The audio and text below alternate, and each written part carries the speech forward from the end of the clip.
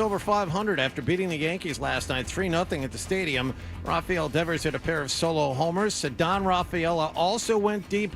The Sox take 2 of 3 in the Bronx. They have tonight off and will be back home to play Oakland tomorrow night.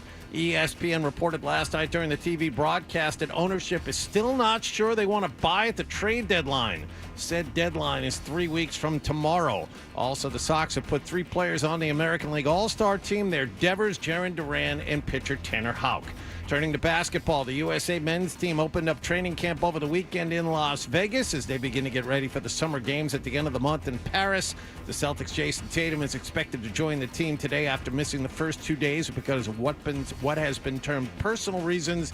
Kevin Durant has missed the first 2 workouts due to what's been termed a mild calf strain. The U.S. faces Canada in a tune-up game Wednesday night. Giannis Antetokounmpo scored 23 points. Greece will play in the Olympics for the first time ever. They beat Croatia in a qualifying game yesterday, 80-67. And at Wimbledon, Novak Djokovic and American Taylor Fritz will highlight round of 16 play today in London. Sports Hub headlines are brought to you by Valvoline Instant Oil Change. Enjoy quick and convenient vehicle maintenance this month. Visit NewEnglandOilChange.com for 15% off your drive-through oil change at Valvoline Instant Oil Change, now open in Raynham, Reading, and Braintree. I'm John Wallach of Boston's Home for Sports, 98.5 The Sports Hub. Your next update at 6:30. Listen to it, laugh at it, get mad at it, agree with it, argue about it. It is Boston Sports. Boston Sports. And it is all we do. 98.5 The Sports Hub. Fred, hello. Mm-hmm. Hello. Hello. He's naked. He has a sword. Loopity about with a football. 98.5. The Bruins are back from the West Coast. Cocaine and hookers. Yes. Na. Is it okay to use this for the radio? Yeah. Welcome to the show, you sweet bitch.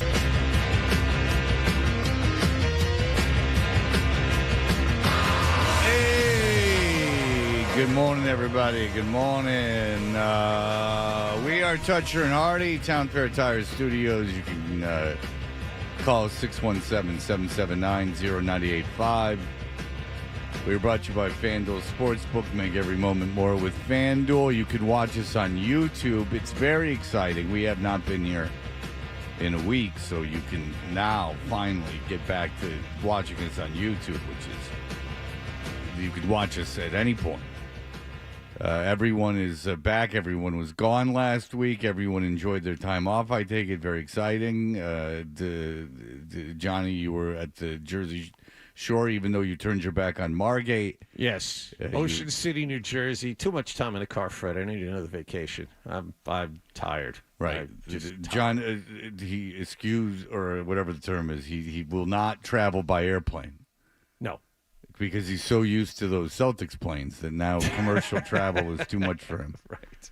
So you drove to Philadelphia? Yes. Well, they said, but in John's defense, they said it was a really good week and weekend to be on the roads. Yeah. So if you're driving anywhere, I think in the continental U.S., that was the right move. It was 850 miles in the car, but at least it went slowly. It was great. 850 miles, and there's no cities to go through either when you're going from Boston to Philadelphia. Yep. So why don't you guys fly? After this last week, I'm really not sure. I don't know. I don't Did you I don't drive even yourself? have a cute answer for you. There's sometimes that sometimes that his wife will leave with the kids, and then John will go like the next day. Oh, I know. The day of the marathon. Oh, yeah. Because you were off that week, Fred.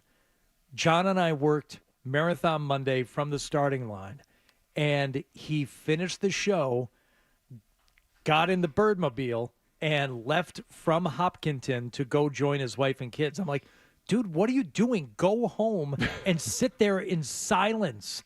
That's what I would do. I would go sit in an empty house and not even turn the TV on and enjoy a quiet house for like a day. I'll be there on Tuesday.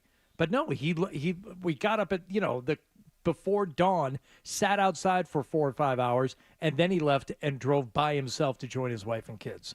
I don't get it. Yeah. So did you have a conversation about flying? Never. That never entered into the conversation. Because Philadelphia is not overly expensive to fly into Philadelphia, and then you could have rented a car and did that quick little jaunt to the Jersey Shore. Yep. We could have. Or you could even, the train's more expensive actually in my experience, but I have taken the train from here to Philadelphia. I've taken also the train from Philadelphia to the Jersey Shore, to Atlantic City. Oh, I didn't even know you could do that. Yeah, you can take the train south from Philly to Atlantic City. Oh, that even adds another little wrinkle to it. But you guys never talked about. Nope. Because it's not financial, because your wife has a good job. I mean, you could afford 4 round-trip tickets to Philadelphia. That I know. Yes. I know that if a gentleman caller can send our own Dan O'Brien to Hawaii on a semi-regular basis. Not all the time. Yes, semi-regular. Sometimes twice a year. Yes, but not always on his dime. Sometimes there's my time. I don't believe that. For one, when was the last time you paid to go to Hawaii? In March. Last March you paid? Yeah. But he paid for the hotel. Yes, with points. Still currency. Yeah. Yeah. All right. So you said I'm driving. Yeah.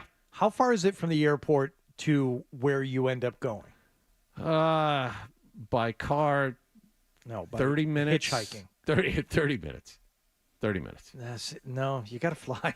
I don't. Yeah, You but gotta fly. It is fascinating to me because, and then traffic had to be absolutely terrible. Yeah. It was. And your kids can't enjoy that. My kids are at an age where they put the headphones on, they got phones, they don't care about anything. There was no complaining. There used to be a lot of that, but ever since they got the phones and the tablets, they don't pay attention to anything. I don't know if it's like that with you guys, but that's what it's like with me. How long does it take you to get to the airport from your house? Half an hour most. Most. Half an hour. So if you get there 90 minutes before your flight, which is plenty, you need to leave 2 hours before the flight, an hour flight, 30 minutes of effing around, and then 30 minutes of driving, and you still come out way ahead time-wise. Yep. It's not a wash. That's correct. time-wise. It's not even close to a wash. And I don't even like the idea that it's like, well, by the time you get to the airport and everything, because at the airport it's mindless. Like, you don't have to do anything. You just have to sit there. Like, when you're driving, you got to pay attention and concentrate. And there's, like, the worst thing that can happen if you're flying is that are stuck at the airport. Like, if the worst thing that happened in your car, it's several scenarios that can go sideways. Might be my favorite part of a trip is that 30 minutes you got to kill at the airport before you go to your gate. Just walking around. Just live my own life. I'm going to go on Hudson News again. Wow, Hudson News. La Vida Loca. Wow. Hudson News is a very big disappointment now. Hudson News, Took the penthouse away. They took the penthouse away. They took all the magazines away. They're just special issues now. You can get Men's Health, Golf Digest, and that's pretty much it. They don't have Sports Illustrated obviously anymore. Like, there's nothing to buy in Hudson News. The magazine collection is very, very poor. I feel very, very old. I have 2 magazines in my backpack now. I've had them in there just in case, because there's flights where there's no TV and there's no internet. Like Knoxville to Atlanta, there's no internet, no TV. You're stuck on that flight before it takes off. You need reading material. I can't read a book when there's too much in the air. Like, I don't know if we're gonna, no pun intended. Like, I don't know if we're taking off on time, if we're stuck on the tarmac. I can't be reading a book. I got to read body language about what's going on up front, how the stewardesses are acting, or the flight attendants. I got to understand, when are they going to shut that cabin door so I can see what's doing? Like, when are we taking off? Can't invest myself into anything long term. I can't do that at that point. Now, Hardy, you stayed home.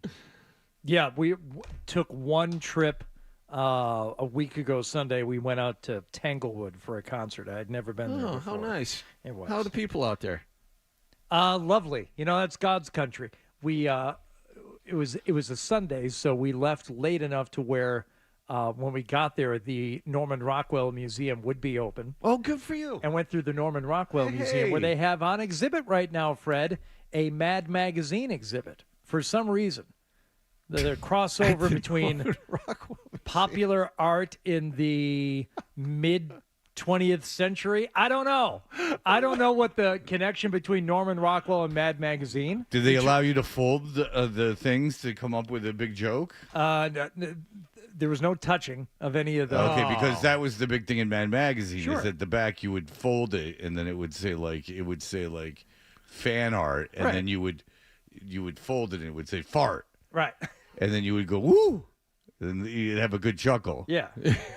But the Norman Rockwell Museum was delightful. And then we went to see Brandy Carlisle a week ago Sunday night. So you guys went to go see Norman Rockwell stuff? Well, like you went to, I know you went to Tanglewood to see Brandy Carlisle, but two relatively, you're not senior citizens. You said, I want to see what's going on in this Norman Rockwell Museum. Yeah. Just I want to see old-timey Saturday white families. Evening Post covers and paintings. And when you say it doesn't do it justice to say that the rest of the people there were old. They were old weirdos. Yeah. Like old semi-hippie weirdos. Oh, I hate those people. Oh, do I hate them. Like women that don't dye their hair. Oh, they were all at the Norman Rockwell with jeans Museum. when it's 100 degrees. Yes. Yeah, there was a lady at CVS yesterday doing that. Yeah. And like really expensive hiking/walking shoes. Yeah. Yeah. They might do like just little foot trails around the Berkshires after they get done at the Norman Rockwell Museum. And then these three couples, they're all staying at the same bed and breakfast. And I'm like, oh my God, does that look like a nightmare? Yet here I am with you at the same place. yeah, I can't stand those people. Those are the people that go to Fenway, and when they would be in the beer line and they would be like cutting off beer sales, that they would be, perplexed, even though they didn't been in line for 10 minutes, of that you needed an ID and that you could only pay by credit card. Like they've never gotten out of academia. They've just been stuck in this bubble of academia their whole lives, where They're there's all no hair badly dye. overeducated and unable to relate to fellow human beings. Yeah, like Yes. there's just a lack of social awareness to go like, oh, you need an ID? Oh, you're too kind. Oh, what for me? And you're like, a-hole. Come on. Like they're going to cut off beer sales, you prick. We've been in line. That's why this line's so long. Oh, you only take, and then they'll pull out their brown leather wallet and take out like a $20. No, you got to pay by credit card.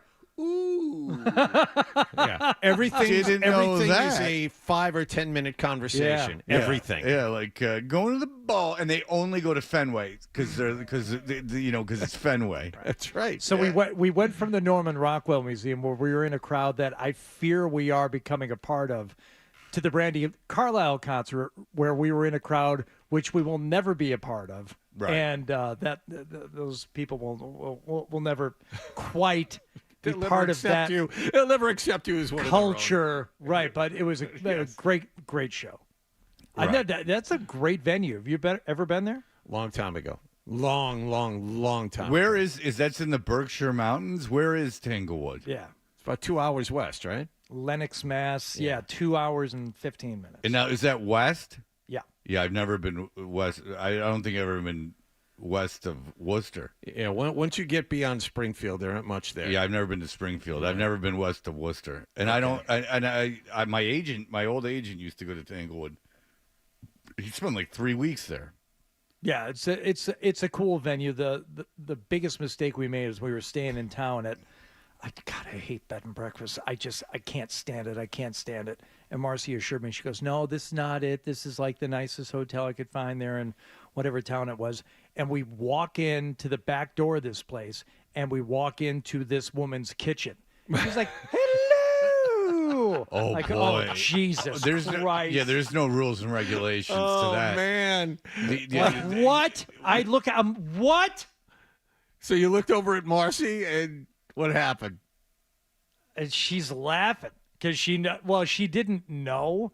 But as course. soon as you walk into this woman's kitchen, you know what you're in for. Yep. Oh, you're in a freaking bed and breakfast. Yeah, Yep. and there's no, they don't have to clean the sheets, and especially like the quilts. Were there quilts on the bed, like quilts?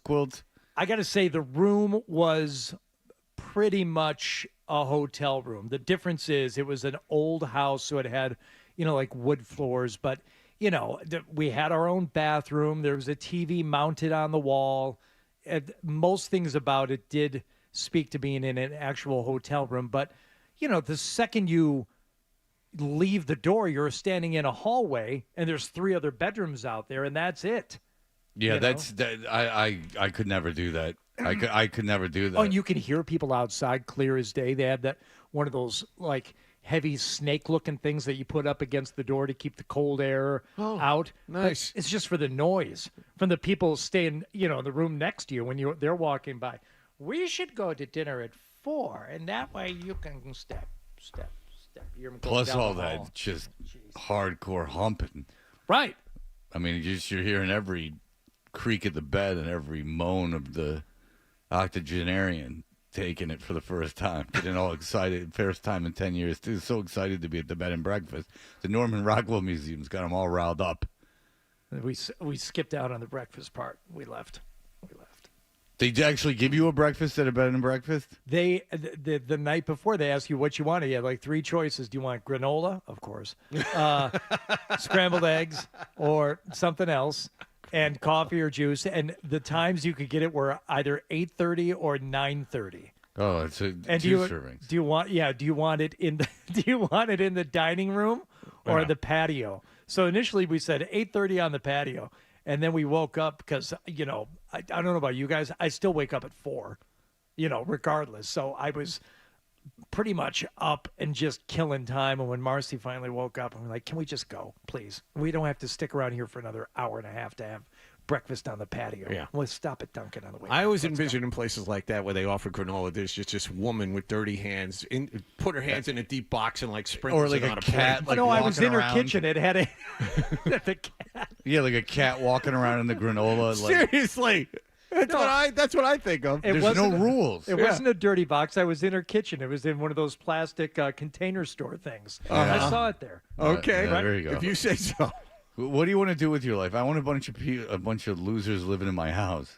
Just for a night. No, just not you. The woman, what are you gonna do for? You're retiring. What do you want to do? Oh, open my home to strangers.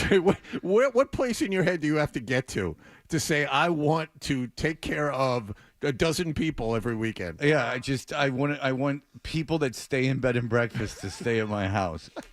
Which is just what you described, the people at the Norman Rockwell Museum. Women that don't dye their hair with jeans, like old jeans, when it's 115 degrees. Norman Rockwell was married 3 times. He's a bit of a tomcat.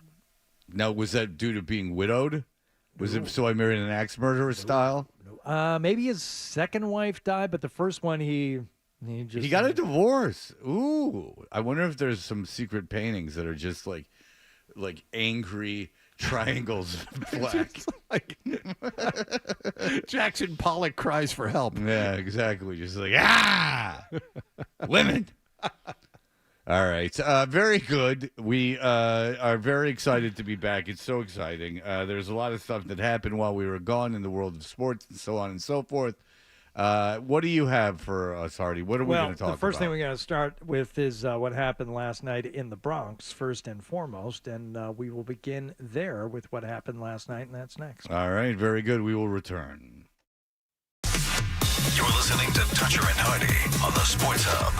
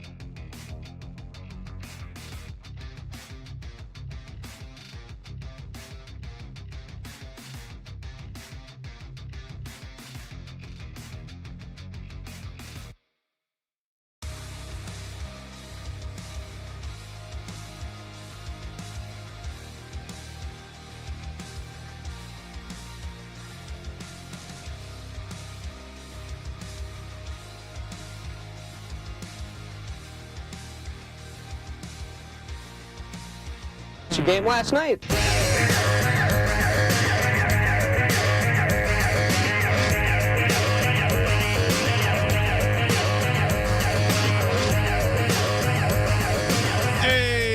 Toucher and Hardy. What's going on? There's a lot of fun with the baseball and everything else. Well, with the Boston Red Sox, they were in New York starting on Friday night for a 3-game set. Sox picked up the win in Game 1, 5-3. Yankees stormed back with a 14-4 win on Saturday. And then last night, to cap things off, things were scoreless into the 7th inning. And then... And this one is sent to left field. That sends Verdugo back. And he has done it again! Rafael Devers against the Yankees has put them up 1-0 on his 15th career homer in this ballpark. Rafael Devers once again proving that the Yankees do not intimidate him at all, even when they're playing in Yankee Stadium. Yes. Did you see the thing that Dan Roach tweeted out? It's the most obtuse stat or esoteric stat that I've ever seen in my entire life. I got to see it. Let me see if I can find it here. It's about. It's really something. You got to hear it. It's let's see. Danny Roach. What is he on it? What's Danny Roach's Twitter account? Roachy WBZ. Is it the one that starts Red Sox beat Yankees 3-0, and then he has a bunch of stuff? Yeah, plus there? The picture of the scorebook where he scored the game, even though he wasn't there. Yeah. Really? Yes. He. I don't think he was there last night. Or is it this? Devers is the only player in Red Sox history to record 3 multi-homer games against the Yankees at the age of 27 or younger. Huh. No, the guy took the post down, but it was something about how the pitch slaying on sports, but the guy took it down. It might have been incorrect then. Oh. The pitch that Rafael Devers hit was the most. Oh, it was the furthest outside. The furthest outside. In like the history of Yankee Stadium, to be hit for a home run, yes. It was like, but the guy must have taken it down because it was wrong. He must have been getting some heat from the stat community. I'm sorry, sir, that was not 2.3 meters outside. Exactly off the plate. Yes. Yeah. It was it was the most ridiculous thing. I mean, it's impressive, inherently impressive, yeah. But like, it's not so much that it was like a dumb thing. Because it's kind of cool that he reached out and was able to hit a home run. Yeah, he hooked the fastball. It was outside. He hit it 420 feet in the bullpen. But that's not the point. The point is that the guy knew precisely how far outside it was, and juxtaposed it against every home run that had ever been hit at like Yankee Stadium. And I saw that, and I went, "Who? Why does that need to be? Like, why do you need to quantify it? Like, who measures these things? Like that? It's not. I don't even think a front office would use that information. How does one know that? Well, obviously, the numbers can't be readily available. There had to have been a big backlash against that guy because he took the tweet down. Right. Because he must have been the stats community. Maybe he's just he's just some stats. He's just some kid who's been trolling everyone with these stats. Big stats got on the phone. I'm sorry, sir. You're not allowed to do this. Yeah, like come on. This is our forte. All right, but all right, go ahead. So well, I apologize. Let's not sleep on the fact or the reason why it was scoreless up to that point, because for the Red Sox defensive side of things, Cutter Crawford was outstanding. Where will he go? 0-2. He got him. Crawford, after giving up the double, sends Rice back to the bench as he picks up strikeout number 3 and second of the night on Ben Rice. Cutter Crawford on his night, 7 innings, 4 hits, obviously no runs, 4 strikeouts, and it was very good, yes? Don't forget the amount of pitches. 68 pitches in 7 innings, Fred. He had 40 pitches in his first 5 innings. Yeah, I heard someone say that either last night or this morning. It's like he could have gone 10. I thought, oh, actually, yeah, he could have that rate. He certainly could have gone farther than he went. Yes. Red Sox weren't done offensively, though, after the Devers home run in the 7th. That ball is smashed to left field. A 1-look from Verdugo, and Rafaela has done it again. A big blast to left field. The number 9 hitter gives the Red Sox a 2-0 lead. So solo homers for the Red Sox in the 7th and 8th, but Rafael Devers was not done. Were you? Single and a homer for Devers, and this one is driven to center field. He's watching it. He thinks he did it again. Oh, my goodness. Rafael Devers here at Yankee Stadium, his second of the night. 16th career shot here to tie Ortiz. Okay. All right. Yeah, he tied Ortiz. He tied Ortiz. Now he's got his own dispensary. And his own salsa. His own strain of weed. And his own Dunkin' commercial. Yeah. And all the things that David Ortiz has. So the Red Sox go on to get the win 3-0. The other big news having to do with the Red Sox yesterday, of course, is the All-Star announcement. 3 Red Sox players will be All-Stars. We just heard from Rafael Devers, Tanner Houck, and Jarren Duran. It's pretty special, honestly. Called my dad. We both broke down crying. Yeah. Nah. But, it's... A bunch of wimps. Why don't you and your dad cry about it some more? But, it's kind of hard to focus on that when you got to play the Yankees at night. So it's one of those quick little love things, but then you got to focus back up. Well, it was hard to focus. I mean, you focused enough to weep. I mean, that sounds pretty focused. I mean, it sounded like it wasn't just let's move on. Who would have thought at the beginning of the year when you looked at this roster, 3 All-Stars? Jeez. And that's more than some pretty good teams. It's the same amount Baltimore has. Yeah, the same amount. The Yankees only have 3 or 2, right? Yes. Yes, the Yankees have 3. Yes. So it's the same as Baltimore and the same as the Yankees. It is stunning that the Red Sox are playing this well and that they have 3 All-Stars. I mean, you want to talk about your miracles. This ownership did nothing with this team over the course of the winter, and they are firmly in control of a playoff spot. They're 9 games over 500, and they're in a position to add at the deadline if they choose to. The question is, we don't know if they're actually going to. That was something Buster Olney had during the game last night. The ownership is undecided whether or not to add.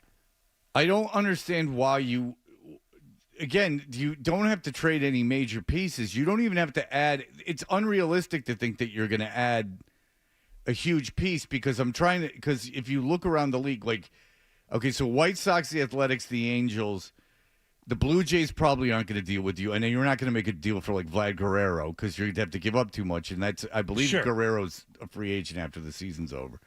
The Rockies, the Marlins, and the Marlins. I mean, there's not a huge amount of teams that are going to deal big names.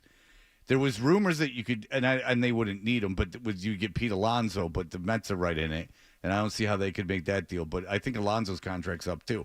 But I'm not even saying to deal for a big time rental, but to get a pitcher, you do have to add in, this is the thing that doesn't make sense to me is that if you trade for a contract. The contract you're trading for is going to be not anything big in terms of expense.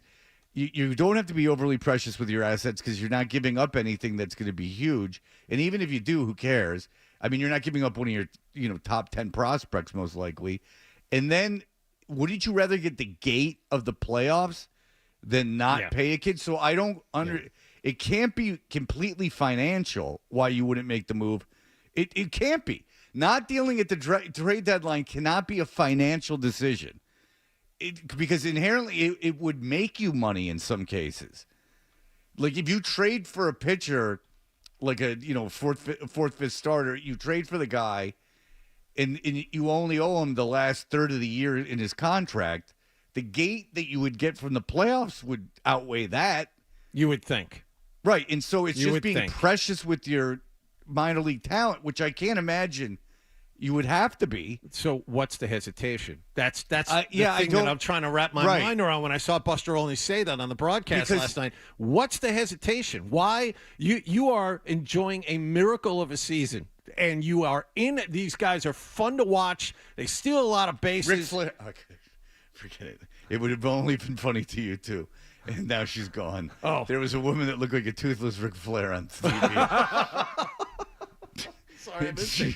I've never done that before. I've never done it enough to make you two laugh, to point at the TV, to something only you would see. Okay. It looked like she had the same Ric Flair hair, but she was missing teeth, and she had a cruddy, like Ric Flair alcoholic face. And so I pointed to it to say Ric Flair just to get you guys to laugh. But then they'll play it again. I'll be back. Don't worry. It was on Channel 5. All right, go ahead. No, I apologize. I can't follow that up. Let's just go to break, man. Yeah, exactly. No, but the whole not adding thing, because if you want them to add a huge piece, that's dumb. I mean, you don't want to add a huge piece. Not this team, but a token, appreciative token ad to help these kids out. They're playing their hearts out for you. But I will tell you from teams that I follow that things that seem like ads that don't mean anything oftentimes mean a lot. Like the one, and again, these are just teams I'm a fan of, but the Cardinals got John Lester at the end of his career, and he actually was super effective. That they got like a one time like an Akendo kind of guy who ended up being like MVP of the playoffs. You get a veteran at the deadline, and it can sometimes seem, especially pitching, and it can sometimes seem like it's not an overly big deal, but it's someone that can actually win you some games. Yeah. It happens. You're not trading for Vlad Guerrero Jr., but you could make a move, and I don't get why you wouldn't, because it doesn't cost you money. No, the veteran pitcher. I mean, the guys out there still good. Hell, Chris Sale. I haven't been paying attention to what he's doing this season. He's an all-star. He's been lights out. He's been the best pitcher, the second best pitcher they have. But the guys that are, I'm not saying you can get that caliber of player, but a veteran pitcher that you could bring in and help. Yeah, you can get a veteran left-handed pitcher. I mean, but the problem is there's going to be a lot of competition for him because there might not be that many teams dealing because of the third wild card, but you'll be able to get somebody. Yeah. We should do a little what happened last week. Just catch up on a couple of big stories. Absolutely. Mike Lockhart, I think, was the only one here for a couple of those big stories. He was here last week. I can't even tell you who did the show when we were gone. I know Mike Holly and Ryan Johnson did it one day, and other than that, I can't tell you. I don't know who did the show while we were gone. I was having the time of my life. Tennessee, right? Yeah. Well, you got to tell us. Oh, I got stories. Okay. I will tell. I got stories from Tennessee. All right. I was in the weeds, baby. I was down there. My parents are 82. Machi. All right, we'll be right back. Here are the headlines. Sports Hub headlines. Red Sox beat the Yankees 3-0 at the stadium. They took 2 out of 3 from the Yankees in the Bronx over the weekend. Rafael Devers 2 homers last night. Sox are 9 games over 500. They are back home to play Oakland tomorrow night. All-Star Game rosters announced yesterday. Red Sox have 3 players that will come off the bench for the American League: Rafael Devers, Jarren Duran, and Tanner Houck. In other Sox news, ESPN reported last night ownership still undecided whether or not to add players at the trade deadline. And the U.S. men's basketball team began their workouts in Las Vegas on Saturday. And after missing the first 2 days, Jason Tatum has joined his teammates today. The first exhibition game is Wednesday night against Canada. Sports Hub headlines are brought to you by Awaken 180. Spending summers on the Cape, abroad for vacation. Awaken 180's at home program travels with you. Don't put your health off. Awaken180weightloss.com. I'm John Wallach at Boston's Home for Sports, 98.5 The Sports Hub. Your next update at 7 o'clock.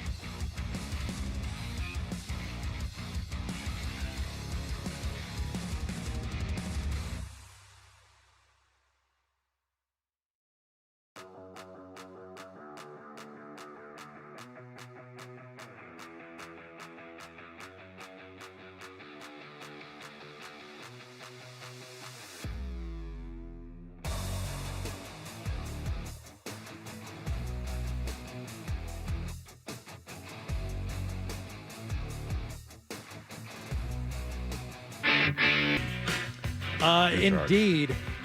The first one that we knew was going to be happening did, in fact, happen. Jason Tatum signed his Supermax 5-year extension, $318 million. So Jason Tatum on board and says yesterday he's looking forward to winning more championships with the Celtics. Now, that's news. It'd be one thing if he just signed a big deal and was going to get a bunch of money and didn't care about winning. Turns out he wants to win more, Fred. So that's great. My daughter's friend, two of her friends are Deuce Tatum's camp counselors. Oh. And my daughter now is obsessed with that. How many Celtics games do you think my daughter has watched in her life? 0. That would be 0. But Deuce Tatum is quite the. And then there's talk of Deuce Tatum joining our country, or not Deuce Tatum, Jason Tatum joining the country club. And all I can say is don't unless you want to be absolutely mobbed. Oh, is it still bad for Tuca? Is it still bad? I mean, it's in, like when Tuca's there, like he's in Tuca, and Tuca's nice, and I think he has like obviously like legitimate friends there. But if Tuca Rask is worshipped that way, and he's just like an ex-goalie, yeah, like he's not like an iconic Boston sports figure. I mean, he was a very good goalie. I mean, Jason Tatum's going to be a Hall of Famer. I mean, Jason Tatum's a superstar. Like, it's going to be, and he's tall. And Tuca's tall too, but Jason's tall and big. Stands out in the crowd. He would. It's going to be embarrassed. It's going to be such. I'm going to feel so embarrassed for everyone because they're going to like. There will be men at the pool with boners, like literal boners, walking around with just boners. Just, I'm not kidding. I'm not joking, and I know exactly who they are. I haven't been in that. I've been there once this summer. What a good expense that was joining that dumb place.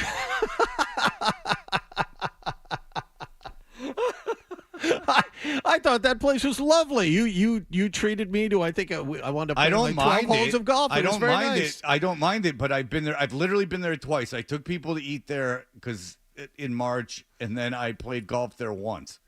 I've not been to the pool. Because my kids don't like the kids there. I don't. But your kids are also kind of at the age now where they don't necessarily just want to go to the pool and splash around for hours. No, yeah, my son especially. But my daughter wants to like get sun, but she don't like the kids there. So what am I gonna do? All right, there you go. That was a waste of money. Mm-hmm. I don't even like golf that much. I know Jason Tatum's golf coach. His name is Dan Boisvert. Now, you'll remember from the Sports Hub Golf Club when he used to appear on the show when he was a member of Core Golf in Natick, which is the Northeast premier training facility. Now he's out on his own. Place. Pin High Golf. Dan been working with Jason for years, and apparently his game's really coming together. Huh. So congratulations to him. Did you listen to the Sports Hub Golf Club yesterday, Fred? No, I was not up at 7 in the morning. Oh. Fortunately, you can get it on the podcast. I know. I intend to. Derek White with a contract extension also for the Celtics. Now, this one surprising, not necessarily, but I think a great move for him. And Tatum referenced him, and I think he's the one guy that all the players who are already there and guys who want to be there, they're probably happiest about him being there. Yeah, and I think that him signing that deal is systematic or a symptom of why Wick Grossbeck is, of course, selling the team, is selling his stake in the team.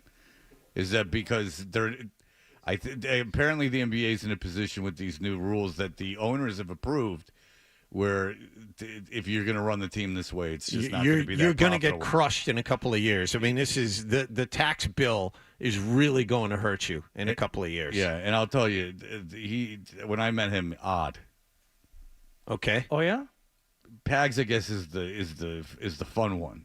Pags is Wick odd. Pags going to try and buy Wick's shares. We'll see. Pags apparently is the glad hand mover, shaker, headline maker, which you would not think based on public perception. But he's apparently like the fun one. I think I was at a Celtics game with Be Real, maybe like way back in the day. This is like before the Sports Hub, but Wick had come on with us to do something. Maybe it was like pre David Lee Roth. I was doing like morning shows after Howard ended, but before David Lee Roth started, and Wick came on, and I think Be Real and I went to a Celtics game, and we saw Wick. He's like, there's Wick. You should say hello to him. We just had him on a couple days ago. I don't want to. Okay, I did. And I tried to say something to him about the fact that his wife at the time was from Troy, Michigan, which is where I'm from. And boy, did he not care. Yeah, I met him at I was introduced to him at the Gorman thing, and it was odd enough that someone said, "Don't worry, he's like that with everyone." But he's the one who had the TV show, the long-running John Cryer project, with where it was the guy whose wife got remarried, and then the ex-husband kept hanging around. That's right. You don't recall that, John? No, sorry. Oh, it was on for a long time, but recently there was an actual sitcom, a 22-minute sitcom. Is it not on anymore? I can't imagine it's on anymore. Lenny Clark was on that. They brought him in as a bit player, and then they decided they wanted him back as in a full-time role. That's how the dude on Parks and Recreation started. That went on to the Marvel movies. Chris Pratt. He was only supposed to be have a 2 episode arc, but they liked him so much they kept him around. It can happen. Stranger things have happened. Oh, wait a second. It has in fact been canceled after one season. Extended Family. Okay. And I can't imagine that was a 22 episode run. I got to imagine that ended early, because you can't carry the Cry Man just on the cheap. I mean, he was on 2.5. They got 13 episodes. Yeah, they didn't knock out 22. No. But another Celtics development, in addition to the team being for sale and the contracts for Jason Tatum and Derek White, you remember last week that Tenacious D announced that they were giving their Tenacious D award to Drew Holiday. Guess who showed up in person to accept the award? Drew Holiday. Tenacious D here with Drew Holiday. Drew, you have won the Tenacious D MVP award. How does it feel? Man, it's an honor, Look at that beautiful thing, just how long the shaft is, and those basketballs down there at the bottom look beautiful and bronzy. It's really a dream come true. If anyone's a baller, it's you, Drew. And that's Tenacious D, over and out. That's got to be sponsored. I'm telling you that's sponsored, because Jack Black is too funny that this thing is not funny. And Drew Holiday isn't showing up. It's got to be selling something. It's got to be selling something, because just a trophy for the D, because it's Tenacious D, to a defensive player that looks like a penis and balls is not funny enough to keep going like this. I mean, the whole meta joke of that, Tenacious D is so weird. There's no way something this obvious is something that they created. You don't think Drew Holiday is such a Tenacious D fan that he was honored by their trophy and just got on a plane to go out there and accept it? No, no, I don't. But I want to know whose bad idea this was, because we're the only ones playing it. I like that you're playing it because I'm fascinated by it. But we're the only ones playing. I am too, and I probably listened to that Tenacious D debut album all the way through, as much as any album in my life. I mean, I listened to it on a loop probably for a year. Okay. I mean, every single song, and I loved it. I don't know what's going on with them at this point. I mean, they look like Ben and Jerry. Yeah. And this type of stuff, is it like so much dope, you just think everything is funny now, that you just smoke so much pot to the point where you don't turn down any of your own ideas.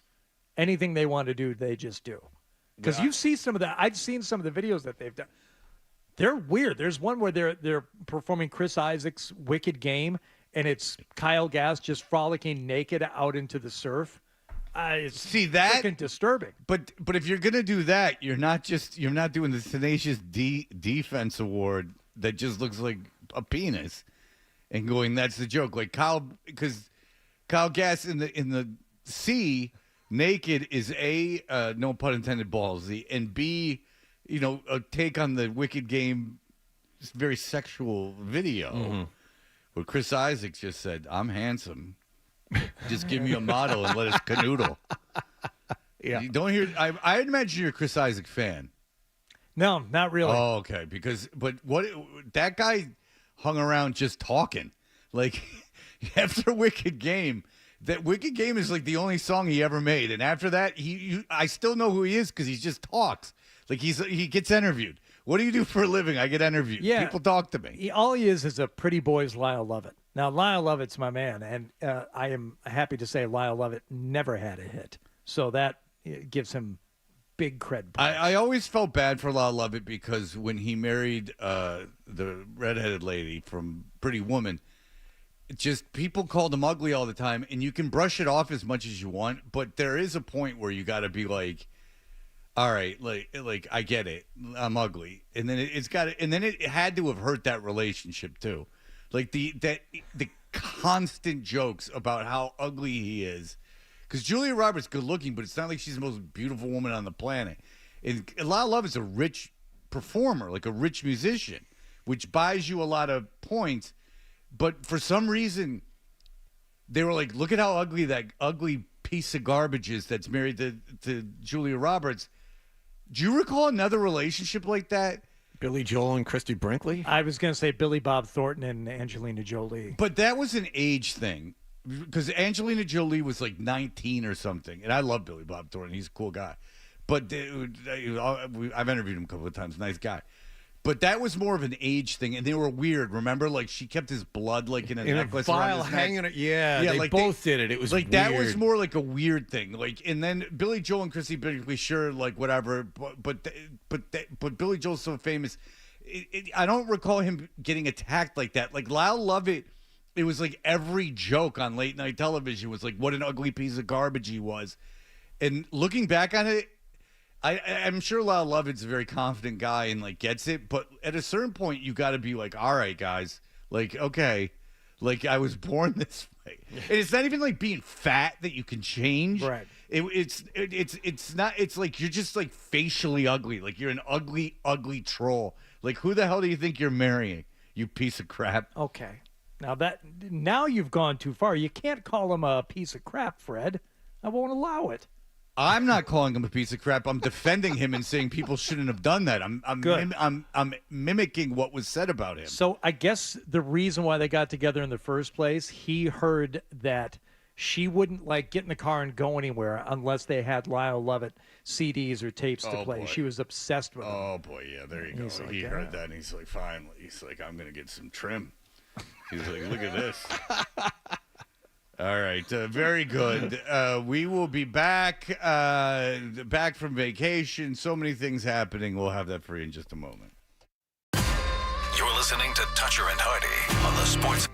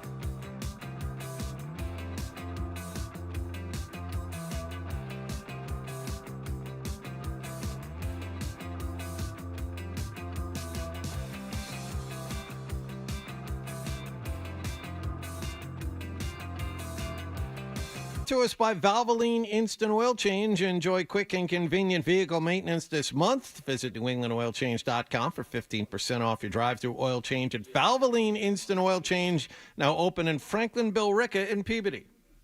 From the Town Fair Tire Studio, the Celtics, the Patriots, the Bruins, and the Revolution play here. WBZ-FM at HD Boston 98.5, the Sports Hub, a Beasley Media Group station. Sports Hub headlines.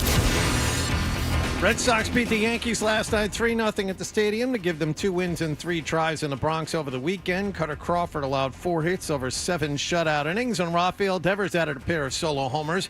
Sox have now won 16 of their last 22. The Yankees have lost 15 of their last 20. The Red Sox have tonight off. They're back home to play Oakland tomorrow night. The Major League Baseball All-Star Game is a week from tomorrow night in Texas, and the Sox have put 3 players on the American League bench. They include Devers, and Alex Cora couldn't be prouder. It hasn't been easy, but we're very proud of all of them. Rafi, 1,000 hits, and he's only 28. He's acting like the guy we envisioned, and it's been awesome. It's been a great day for us. Jaron Duran and Tanner Houck also made the AL roster for the first time ever. The U.S. men's basketball team began their workouts in Las Vegas Saturday, and after missing the first 2 days, Jason Tatum has joined his teammates this morning. Also, Kevin Durant has a strained calf muscle and has also missed the first 2 days of workouts. He's questionable for the first Summer Olympics tune-up game for the U.S., and that is Wednesday night in Vegas against Canada. And in tennis news, men's top seed Jannik Sinner and 3-seed Carlos Alcaraz among the winners at Wimbledon yesterday. Women's 2-seed Coco Gauff, though, beaten in the round of 16 by fellow American Emma Navarro. Sports Hub headlines are brought to you by the 99 Restaurants, where it's colossal lobster roll season. Enjoy their famous lobster rolls, built to the hilt with 100% North Atlantic lobster meat and served with fries or coleslaw. Fries and coleslaw. How about that? You gotta love the nines. I'm John Wallach at Boston's Home for Sports, 98.5 The Sports Hub. Your next update at 7:30. Boston's best sports talk. There's an app for that. Download the Sports Hub app for loads of stuff. Absolutely free. Connect with the shows, get podcasts, and more. Get it where you get your apps. Or at 985sportshub.com. You're listening to Toucher and Hardy. Radio, no. All right, this hour, Toucher and Hardy is brought to you by FanDuel Sportsbook. Make every moment more with FanDuel. You can watch us every morning on YouTube.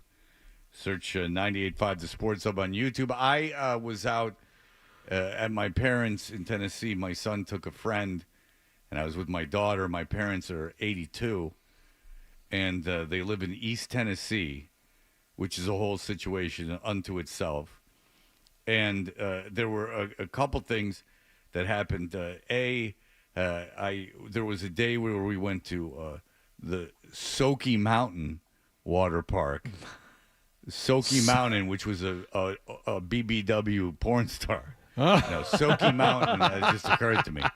Soaky Mountain, a water park in Sevierville in Tennessee. And on the way to that, there was a Buc-ee's. You know, there's Buc-ee's that everyone screams and yells about, that the Buc-ee's truck stops. You got to go to Buc-ee's. You got to go to Buc-ee's. You got to go into Buc-ee's. I went into Buc-ee's, and it's a very large CVS with no pharmacy that sells merchandise that says Buc-ee's on it. I really don't get it, and I was excited to go. It was my idea to go. I knew that there was a Buc-ee's within a mile of this Soaky Mountain, so I said, let's go to Buc-ee's. I ended up spending like over $100 there, so good on Buc-ee's. Mm-hmm. It was packed. It was completely full.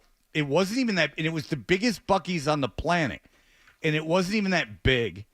The whole thing is a master marketing tool. I've heard like Opie and Anthony talk about Buc-ee's. I've heard everyone talk. They somehow captured the imagination of everyone, but all they sell is stuff with Buc-ee's on it. Now, is this okay? So you described it as a CVS without a pharmacy. Is it like a gas station also? Like, yeah, there's like rest a million. stop? There's a million. But it's not. I didn't see it. Like, it's not like a Flying J. Like, it's not. There weren't like semis there, right? Like, it didn't seem like that.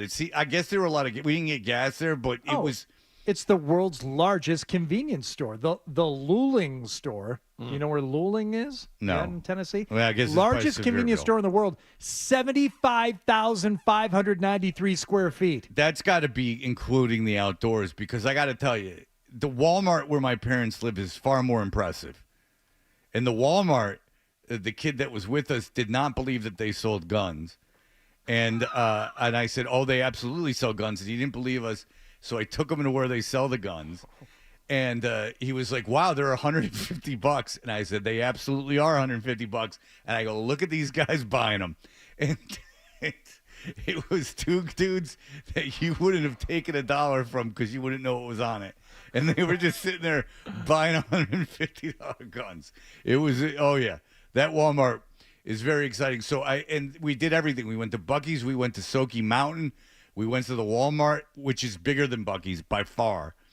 And they have like a DVD. They have a Bible section at the Walmart, like a legit Bible section. You say, Fred, it's a spiritual section. And I would say, no. It is a section entirely of different ways to read the Bible. And it's large, hundreds of books, which is odd because the illiteracy rate has got to be incredible there. So so I go, I'm going to take them to Waffle House. Buc-ee's on the TV. Yeah, What I'm are telling the you, odds? it's not. What are the odds? There's a Buc-ee's on TV right now because they're in Texas. It's too. a god shot. I mean, and that will survive everything because it's very exciting. They have a chipmunk on everything. So we go to this Waffle House, which is another thing that I remember being much better than it was, because it was something that I did at like 5 a.m. after I'd been out all night. So I go to Waffle House with the kids, and this is like, a real dump because it's in where my parents live, where everything is garbage. And I went there, and there was a woman, and when I say she had 3 teeth, and she was behind the counter, and she was very friendly and nice. And the people at a table, we were sitting at the counter, and the people at the table, she's like, "What do you have to drink?" And they're like, "Oh, I'd love, something alcoholic, obviously," because she goes, I wish I could, but I can't lie to you. I got a few red, white, and blues in a cooler there in the kitchen. She was just red, white, and blue. She just had some Budweisers. She had them right there in the kitchen. She was just telling you, like, I'm boozing, and so we started talking, and she was like just like drinking, and so which was awesome. I'm like, good for you, Waffle House waitress. Mind you, this is like 11 a.m. Sure. So she's like, So she's this like fat lady with like only 3 teeth, and she's very nice, and she's talking to us, and she's like, yeah, and I went to the pool. It's so hot. I went to the pool yesterday. She was very proud that she had gone to the pool, and she goes, and I'm 47. And I went, and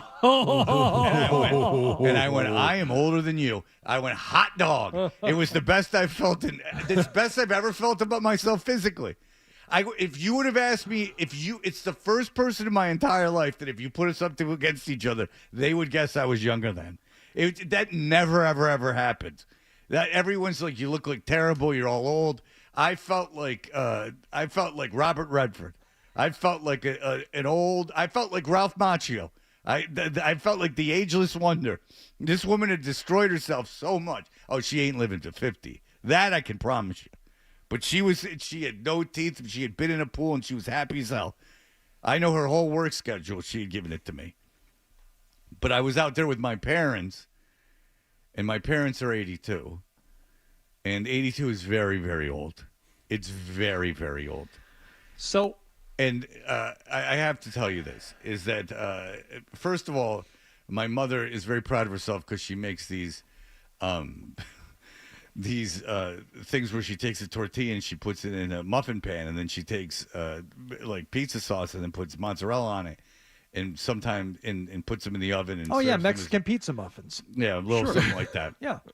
And so she's making them, and she's talking to me, and she goes in the refrigerator and she pulls out a bag and she starts putting what's in the bag onto them. And I say, "What, Mom, why are you putting cranberries onto these things?" And she went, "Oh, I thought they were pepperoni." Man. And I went, "I can see that. You're old." But my dad is not an agreeable fella, and not the nicest person on the planet. So, but they want everything to go right. You know, there's another kid there. I was going to ask, how is your dad specifically with the other kid there? They never talked. My dad, that's not a problem. That was never going to be a problem. There's just no interaction. No. I would make them drive with my dad because my daughter, obviously, like there's no room. There was 5 with my parents. There was 6 of us. So there's like too much for one car. So I would always like put the boys in one car and me and my daughter in the other car. And I'd stick it with my dad, but all my dad would do was just get lost and then get pissed at me that he was lost. Like we went to Hibachi, and of course, like Hibachi to a place that they've lived in 20 years, and like he was off by like 8 miles. Oh. And they won't seat you until everyone's there. Yeah. And it's like, oh my God, I don't want to be here anyway. So, but my so they have this guy Jeff that built their house, and he like is just around. Jeff like flies airplanes. He's old now, but he flies airplanes. He got commissioned by this dude out in North Carolina, this billionaire that's from Georgia, to build this like estate because he's afraid there's an apocalypse coming, and he just keeps throwing money at it. So Jeff's not around very much anymore. But keep him in mind. He does everything for them. He's very, very good for them. Is he a neighbor? No, he built their house, but he lives in East Tennessee. Okay. But he built their house, but like if anything, like Jeff comes and blows up the trampoline in the water. Like Jeff like maintains all the mechanical things. Jeff built the dock and built the lift for the boat. Like Jeff does everything in their house. I like if something Jeff. breaks, you and Jeff for you hours. and Jeff would get along just baby. fine. I really like You would like so. I bought this dumb jet ski 10 years ago, and it just sits. I forgot about the jet ski. It sits unused, 50 weeks a year. Your dad's not getting out there when you're not there. Oh, my father couldn't get on that thing in a million years. My father couldn't get on that thing. So I've had this thing for 10 years. Now, granted, I'm not like the world's foremost jet ski expert, and nor do I claim to be. But for 10 years, I've operated this machine. Like, I know how to work it. Yeah. I'm good at driving the jet ski. I can pull the kids on the knee board. I can pull the kids on the rafts. I know how to use the jet ski. I've had it for 10 years. I own it. I bought it. It's mine. Right. Now, do my parents cover it in the summer? Absolutely not. Has it been weather beaten to hell? Absolutely. They don't cover it at all? No, they cover it in the winter. They do not. Once it's unveiled, my dad said it's a pain in the ass to get the cover back on, so there's no cover.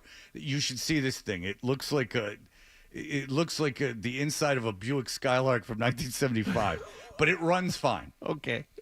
So this is my father in a nutshell. So my father doesn't know anything about this jet ski. So when you get on the jet ski, oh, this is so dumb. You press a button, and then the screen in front of you like lights up. Then there's this key that is it's not like a key for a car. It's like a key that's like a rubber. Sure, a marine key. A marine key. Thank you. Like, so if you don't know, it doesn't really matter, but it's a marine key. Then you put the key on, and it can be kind of tricky. But then once it starts, then you hit the button again, and the motor turns over. Okay, I've done this. I've had it 10 years. I've done it, hundreds, at least 100 times, probably more. So I get on the effing thing, and it sits there all year. So I get on the effing thing. It works once, and then the kids are all want to get on the jet ski. So I sit on it, and I hit the button. And nothing goes on. The power doesn't go on. So I start screwing around with it. I'm on it for like 20 minutes. I'm like, okay, the battery's dead. There's nothing I can do about it. So I go to my dad, and I go, Dad, the battery on the jet ski's dead. And he's just like, no, it's not. And I go, yes, it is.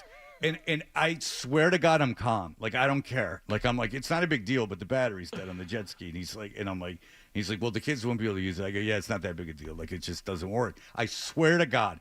I went in there like, I'm not going to argue with my dad. I'm not going to argue with my dad ever this trip. Like, they're old. I started thinking this might be the last time I see them. Yeah. Like, I'm not going to argue with them. He's like, no, the battery's not dead. He's like, Jeff was here. and he like told me the battery works. I'm like, well, the battery's dead. So I go, when you get on it, and I explain to him what happens. He goes, all right, I'm calling Jeff. So he calls Jeff, and Jeff puts me on the phone with Jeff, and Jeff's like, Fred, you have to have the key in to get the battery to start. Trust me, just move the key to the right. I go, Jeff, that's not how the jet ski works. And Jeff is like, yes. So I go, okay. So I go back out there and I put the key on and nothing happens, obviously. So I go, all right, it's not working, Dad. And then he goes, no, it is. So I go, all right, come down there with me. Here we go. And I'll show you that it's not working. Here we go. So I sit out. There's 2 keys, a training key and an air key. I go and I sit on the jet ski and I sit there pressing the button and nothing happens. And my dad goes, well, you got to use the key. I take the green key. I put it on. I twist it around, and I hit the button. Now I'm getting pissed. And I'm like, Dad, it's not working. It's not a big deal. He goes, no, Jeff said it would work. Jeff said it would work. So I go on, and I stick the other key in, and I start pressing it. And he goes, no, Jeff, you're doing it wrong. I go, all right, you get on it, and you do it. He gets on it. So I still haven't gotten mad. He gets on it and starts doing it. And he goes, oh, I don't know, but it works. It works. And he comes off and he goes, it works. Jeff said it works. And I go, are you kidding me? I go, you moron. I go, what are you talking about? Like you just are so arguing. Like, what is this attack? Do you feel this is an attack on you? Like, it doesn't work, dum-dum. Like, I'm not, like, you think I'm such an idiot. You think I'm so dumb that I've owned something for 10 years. And I said to him, because he's getting all pissy with me, and I'm like, if you can get on and make it work, I swear to God that will make me happy. Like he's like getting like, oh, like you don't like even want me to get it to work. Like, and I'm like, oh my God, what are you talking about? Like you, so we get in the big fight, and I'm like, stop, like I don't. Why do you think I'm so dumb? Like you think I'm so dumb. Like everything with him is you're so dumb.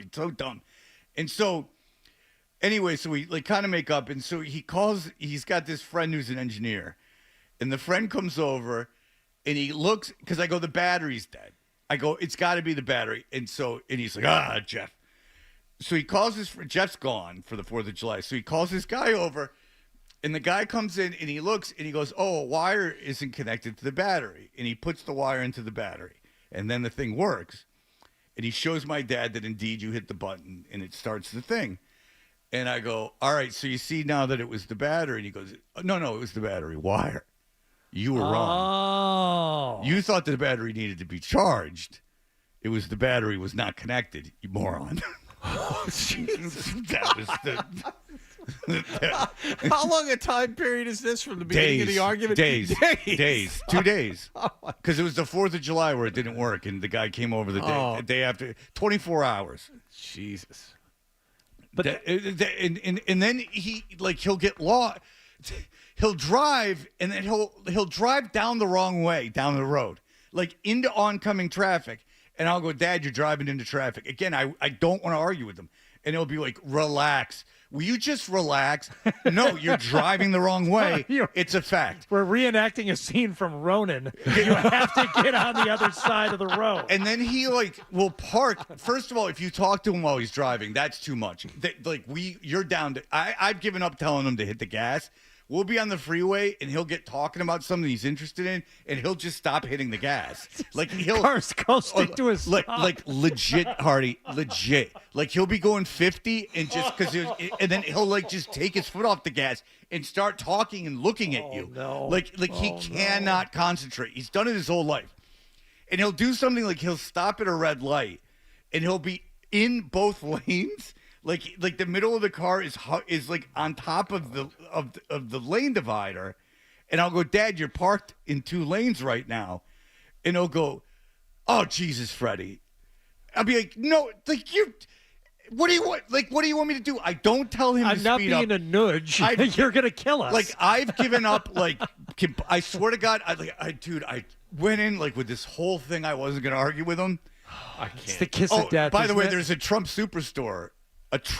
It's called a MAGA superstore, and it's right by their house. I got news for you, buddy. Hey.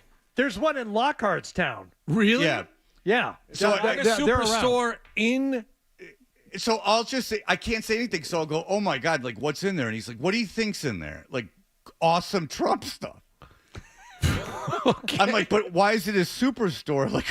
Like, I get a Trump store, but it's a superstore. You That can means get that playing there's a lot. cards. You can get playing cards in this one. He's like, I don't. He's like, why do you have a problem with everything? He's like, that's all I said. He's like, it's filled with great Trump stuff. Yeah, but like there's but like so Superstore much. indicates they also have groceries. You know, there's something No, more. like this is your average truck MAGA store. This is a superstore. Like, Right. That was the whole point. Like, I get a Trump store. Like, there's a bunch of crap. He sells Bibles and stuff. Like, I get it. And then he's like, it's full. But so I've given up on completely, like, over critiquing him. Like, when he takes the foot off the gas on the freeway, I let it go. Like, yeah, right. Like, when you're going to kill us, or like you're too old to drive, like, I gotta say something. And he gets so pissed off. Ugh. And he won't use the stupid map on the phone. And then you go, and then when we went to Bocce, he won't use the map on the phone. And so my mom and me and my daughter get to the place, and they're like, we can't see you until everyone gets here. And I look at where my son is because I can track him on my phone. Yeah. And they're like in another planet. Like they're in another state. I know why you're so upset, Fred. I do. Because it wasn't the battery. It was the battery wire. Yeah. Your dad and Jeff were right. I go, Jeff's brilliant, Dad, but he's just wrong. He's just wrong about this. And he goes, well, Jeff's an expert. I go, you know what I am? I'm an expert on this particular jet ski. Yeah. Turning it on. I'm an expert at it. I can't fix it, and I'm not going to screw around with the battery. I'm not going to like start screwing around on the water with the battery. Like, I know my limitations, Dad, and my limitations end at me getting this thing to start mechanically. That's where it ends. Like, I give up. Like, I don't know how to do it. I'm not pretending. You have to understand, I'm not in there, like, with a toolbox jamming around. I'm just telling him the battery doesn't work. It doesn't work. And he's showing, he's sitting, trying to do it. The battery does not work. It is what is happening. And he still is like, no. Jeff said it works. Jeff said he used a trickle, and he was so happy. A trickle charger. He used a trickle charger. He was so happy that he knew what's the a term trickle charger? Who effing knows? That's Hardy, why my dad. Hardy, what's a trickle charger? Well, it's the opposite of a fast charge. A trickle charges the battery. It's a safer and ultimately a more effective way of charging the battery. Did you just make that up? No, it slowly brings the power up. I think he's kind of just going by the name Trickle. Yeah, I think so too. I'll have both of you FOs know right now. I am currently, right now, I am putting a RC car battery into reserve mode. It's a 12-hour process. You made that and then up I too. will trickle charge. Now you're going to my house afterward, and you're going to my workbench, and you're going to see that the battery is being put into reserve mode right now, and then I will trickle charge it back up. Because one of the cells died, and it has to be recalibrated, and the way you do it is to put it in reserve mode. It's a 12-hour process, and then you trickle charge it back. You don't fast charge it, dumbass! Why do you need this battery so bad? What does it fit into? So we can run the car. The RC car. So we can run the RC and so car. this. So but real quick, when the engineer, my parents have a home phone, because everybody there has home phones, and they're like, the engineer is going to call. We don't know if he can come over, but he's going to call. He lives down the street from them. He was like 2 houses down. He's going to call between 1 and 2. And oh my god. They sat around waiting for the phone to ring, and then when it finally rung, I had to pick it up because they're morons. Because when the phone rings, he pulls a Peter Boyle from Everybody Loves Raymond. What the hell is that? When the phone rings, they run around. They're picking up everything, and it's not the phone. Like, they're running around like morons. And so I had to pick up the phone, and then I pick up the phone. I'm like, hey, and it's like the engineer guy. He's like, hey, and he's like, Fred, thinks of my dad. And then my dad picks up the phone. Freddie, get off the phone. Freddie, get off the phone. Okay, I'll get off the phone. I don't want to. I don't want to influence. But then he makes you look like an idiot. I don't want to. No, he didn't want me to influence the conversation. He wanted to explain to the guy what was going on. I see. Because he had talked to Jeff, and Jeff knows everything. Of course, Jeff knows everything. Jeff's so smart, and I'm just a moron who's never asked them for $1 in my life. But I'm the moron since college. Like, this lady comes over. They're like, she asks my friend for all this money. I go, I never asked you for money. I'm like, yeah. I'm like, all right. Well, give me, juxtapose me to them. Tell me I'm nice. No. Very good. There you go. So that was my trip. It was a lot of fun. You look relaxed and rested and all. No. You look great. But I'm fine with my parents. Everything is fine. All right. So we'll be right back in just a moment. Touch your...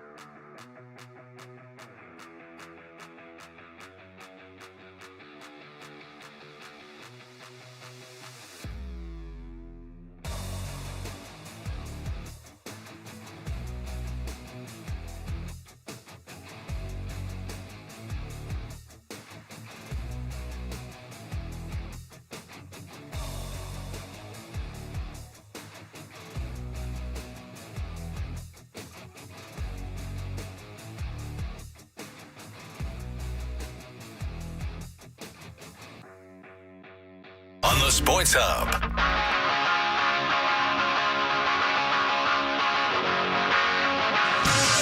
Fetcher and Artie, 617-779-0985. Your Boston Red Sox yesterday. Really, our Yankees team. The Yankees, what have they lost? They've lost 12 out of 14. They've lost 15 out of 20. 15 out of 20. They've been outscored by an incredible margin. Their starting pitching, because, whenever they go on a losing streak, everyone's talking about the Yankees. Their starting pitching cannot be, well, it wasn't bad last night. It cannot be this bad for long. He was on fire the first 2 months, hit a real bad patch, but last night was a step back in the right direction. Yeah, but their starting pitching has been, ever since Garrett Cole came back out, actually, they've, for some reason, it screwed everything up. But nonetheless, your Boston Red Sox are firmly in playoff contention. They have 3 All-Stars, which is the same amount as the Yankees in Baltimore.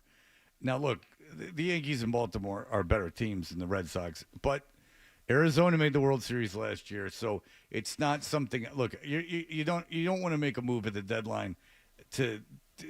You're probably not competing with the Yankees and Baltimore. But you get in the playoffs. I mean, Arizona's not even a good team. Arizona's not even a good team this year. They're okay, and they were okay last year, but they snuck into the playoffs and made the World Series. I mean, Texas isn't like this world-beating organization either, and they won the World Series. So it's just the cliche is true. When you're in, you're in. There's 3 wild card spots. I bet you anything the Red Sox get one of them. They just will. There's not, the Astros might come on, and the Astros might make a huge move. I don't know. I've even Kansas City probably has a better roster top to bottom, and they're only a game and a half back. They have a better pitching rotation. They have a better rotation, and they're a better team on paper, and they're better primed for the future at the major league level than the Red Sox. But I could see the Red Sox out. Kansas City seems like a year away, and Kansas City's in a very difficult division too. Yeah, it's more about the Red Sox than anybody else. I mean, I've told you guys all season, it bears repeating. They have guys playing so far over their heads. I keep waiting for the regression to the mean, and it hasn't happened yet. Taylor Houck had an ERA of 5 last year. And he's in the top 3 or 4 in the American League in ERA this year. And he's an all-star as Duran. But the point about the deadline is interesting to me and I would actually like someone to call in and tell me if I'm off. Because the thing about it is that the reason you wouldn't make a deal at the deadline cannot be financial. There's this whole thing like John Henry doesn't want to pay money. John Henry doesn't want to pay money. That doesn't make sense to me, not in that like he's a billionaire, but in that I don't understand how it can be a financial concern. And here's my thing, and tell me if I'm wrong, is that if you like, I understand you don't want to deal any of your big prospects, that's your plan. Like, so fine. So like you're not going to get Vlad Guerrero, or you're not going to get Pete Alonso. Like you're not going to, not that that's what they need pitching, but you're not going to trade for like a big time star fund. Mm-hmm. But to get a 4th or 5th starter, you're trading minor league prospects. So what you're getting in return is most likely a rental, or like a rental with a year. So wouldn't the gate of the playoffs, having home playoff games, supersede, like you'd actually make money on that deal? Like, so you're not giving up any of your top prospects. So you're being overly precious with your assets, and you're acquiring something that is not a big ticket item. Like it's not something that's going to cost you money. It seems easy. But I don't get how that's a financial concern. Do you understand my question? Like, yes. Wouldn't you make more money? than make money back with all the playoff revenue than you would spend on a half a year of a rental? Right. And no one in baseball, Tampa, anyone would tell you that like 1 through 20 your prospects are that precious of assets. Like you have to turn some of them into established major league talent. Mm-hmm. That's the point of having a deep farm system. It's not that all those kids are going to come up and show in the major leagues, because that's just not happening. There are 3 major ones that you would never touch, but everyone else should be in play. I don't even know about that, but I mean, you're trading your 11th, 12th, 13th prospect. Okay. You're packaging some guys together. Like, you know what I'm saying? Like, you're in there's not a lot of teams that are going to be dealing, but there are left-handed starters available that I don't think that you would have to give up a ton for. I don't get why it can't be financial. It's Sean. Go ahead. Good morning, guys. Yay. Real quick, I want to get your opinion. 2 weeks ago, Beto brought this up, and we talked about it. It was a whole segment. I think the Red Sox are still what Beto called in a sweet spot. They're winning enough. They're winning more than they're losing. So in a nutshell, I think this is still true. The players that put management on the spot, they're winning enough that management can't blow them off and ignore them. But the reason I bring that up is I don't know what network had the game last night, but Bresla was interviewed before the game. The man should be a politician. He was flat out asked if the plan now, because here we are weeks later, they're winning more than they're losing. He was asked what his plan was. What was he going to aim to add? He sidestepped the question better than any politician possibly could. But I want your opinion. Do you think, again, the Sox had put the management on notice? Oh, well, Cora did.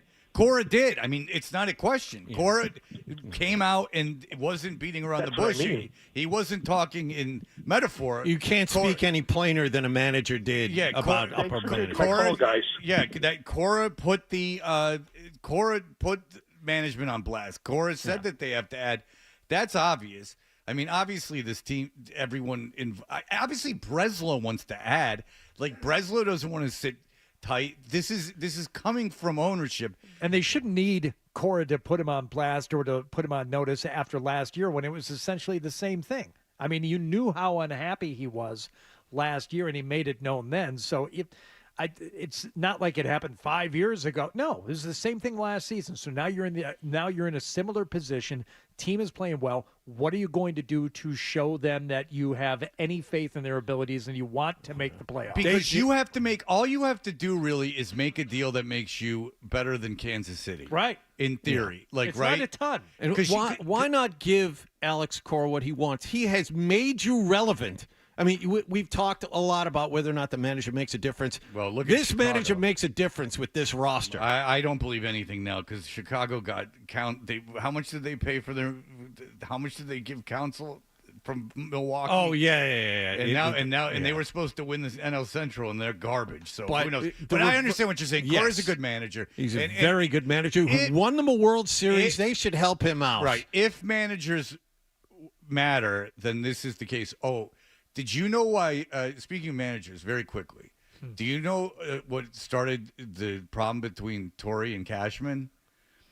So Dave Righetti was the pitching coach for the Yankees, right? Was it Righetti? At one point he was. Okay, so Righetti was the pitching coach for the Yankees. And so they had these prospects. And so what they were, the Yankees would time. This is just a story about managers. So the Yankees would time the work that the guys did on the side, the pitchers did on the side. They used time as the factor. Right. And upper management wanted them to use pitches. Dave Righetti, they wanted him to use pitches. Like, so they wanted him to throw 30 pitches. That's what they wanted him to throw on the side. And so they installed cameras, upper management, without Torre knowing, in the bullpen. And during off day or like when they were doing side work, and they would have Torre and Righetti write down how many pitches the guys threw, and they would uniformly just write 30. And so then Cashman watched this video. Oh, God. And saw that this kid that was coming off of arm surgery, who agrees, by the way, with Cashman, he blames Torre for his career in Righetti. He says they showed that the guy threw 70 pitches during this time. And so Cashman goes, that's more than 30. Yeah. So Cashman goes to Torre, what are you doing? And Torre goes, what are you talking about? And he goes, I'm filming you. And Torre's won all these World Series. So Torre goes BS on him. And that's what started the breakup in the relationship between. How dumb is that? Like, that's what Cashman didn't believe that they were following the throwing program that they had suggested. And Torre and Righetti were like, go screw. And so they installed hidden cameras to film them.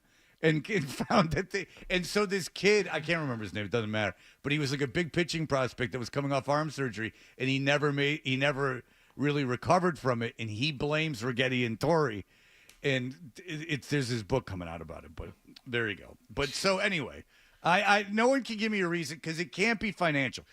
You can complain about money and everything, and I understand John Henry probably isn't overly invested in spending a lot of money on this team, but you can make a deal at the deadline to make the playoffs, and honestly, that doesn't cost you money. That could make you money. A fourth starter on a major league team, like I was watching last night, and they were talking about guys like Cal Quantrill in Colorado's making $7 million. I mean, how much it's going to cost you? $3.5 million for the second half of the season. And really? Again, you're not going to pay that. I saw John Lester, an old-ass John Lester. It might have been his last season in baseball, come to the Cardinals and actually, because the Cardinals made a bunch of half-ass moves at the deadline, and everyone went, this is nothing, and they ended up making the playoffs, and Lester was a big factor in it. So you get a veteran pitcher, and you'd be surprised. They don't have to do much. They only have to win a couple games. They only have to go deep in a couple games. You really only need them for what, John? 10 games? Even? Not 10. Even? 10 if he stays healthy. 10 if you need a guy for 10 games and a veteran 10 pitcher. Starts, yes. 10 starts, and a veteran pitcher can do that. It's not even about the pitcher. It's about just showing appreciation for the effort. Just, we see you trying hard. We're going to try and help out a little bit. Yeah. That's what I want from ownership. Well, no one's asking for a big move. All right, we have to break. I went so long with my complaining about my parents. All right, we'll be back in just a moment. Sports Hub headlines. Red Sox shut out the Yankees last night, 3-0 at the stadium. Rafael Devers, 2 home runs. Sox take 2 out of 3 in the Bronx over the weekend. They have tonight off. They're back home to play Oakland tomorrow night. ESPN reported last night during the television broadcast ownership is still not sure they want to buy at the trade deadline. The deadline is 3 weeks from tomorrow, and the Red Sox have placed 3 players on the American League All-Star team: Devers, Jarren Duran, and pitcher Tanner Houck. And in basketball news, the USA men's team opened up training camp over the weekend in Las Vegas. And after missing the first 2 days of workouts due to personal reasons, Jason Tatum has joined his teammates today. Kevin Durant has missed the first 2 workouts as well due to what's been termed a mild calf strain. The U.S. begins their tune-up schedule against Canada Wednesday night. Sports Hub headlines are brought to you by AAA Work Trucks in Billerica. Be a pro on the road this summer with new equipment on your work truck or van. They'll take the work out of your next work truck. Visit AAAWorkTrucks.com. I'm John Wallach at Boston's Home for Sports, 98.5 The Sports Hub. Your next update at 8 o'clock. Here we go. Boom. I win. Kaboom. Yeah. It's so funny. Oh.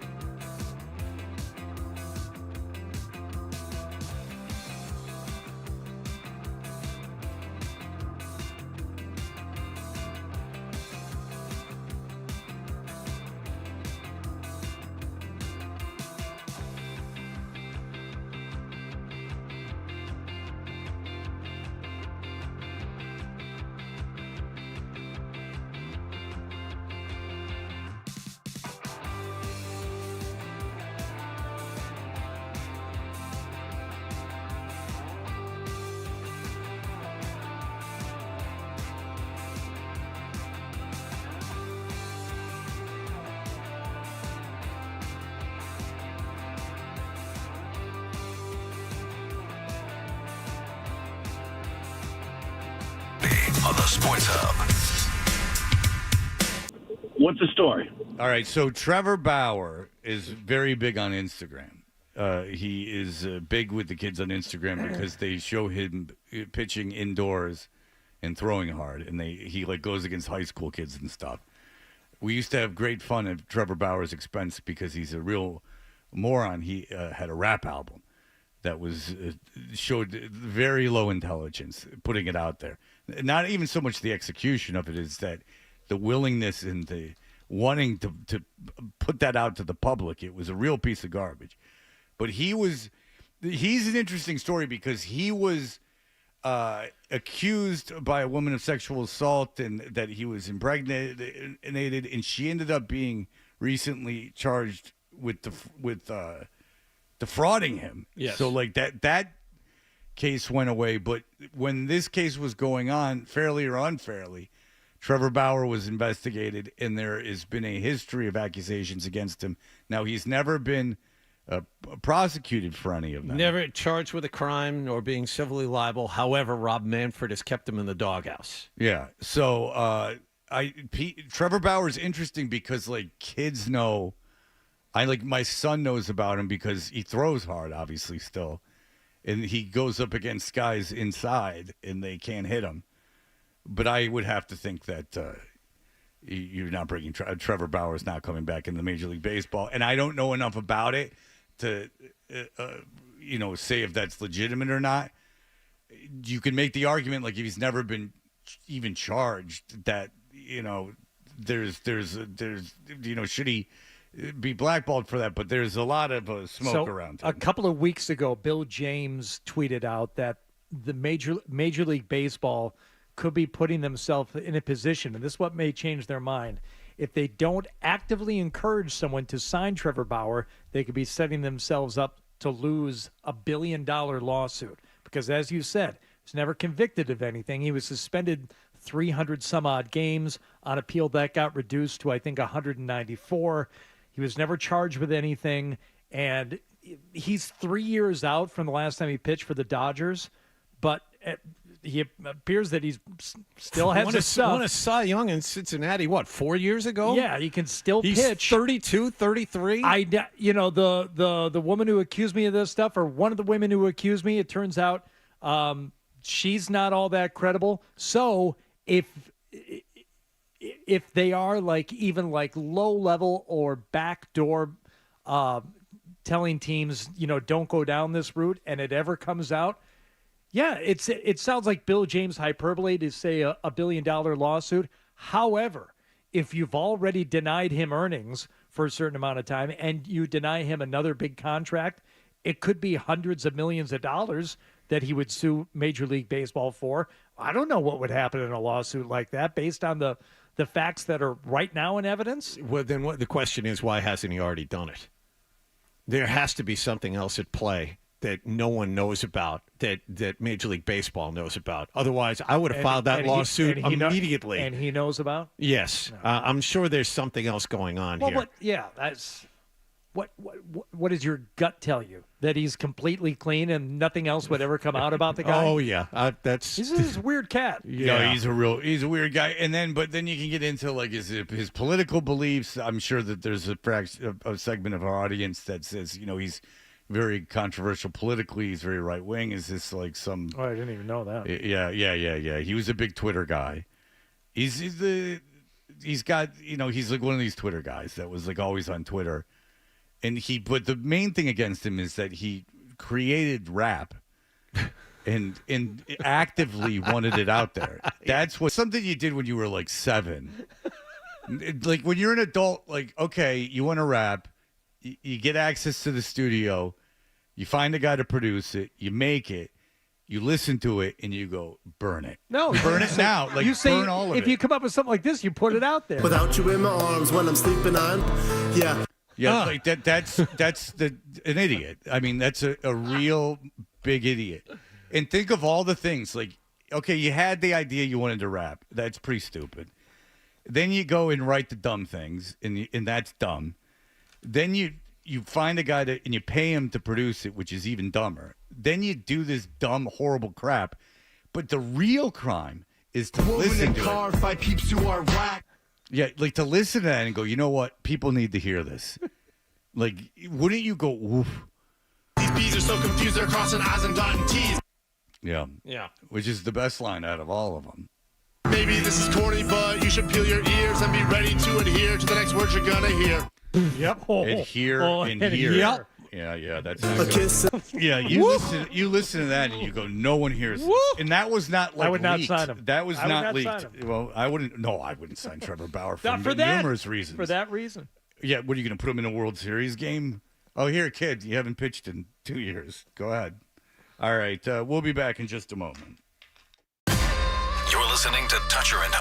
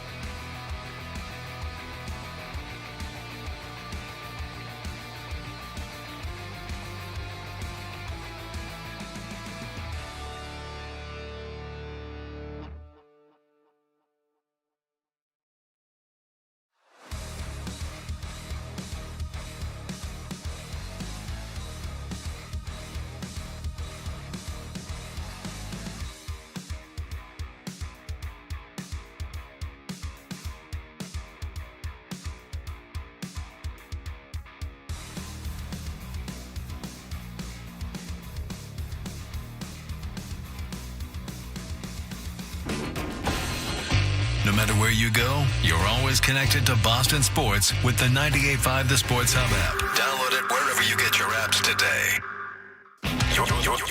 You're listening to Toucher and Hardy on the Sports Hub.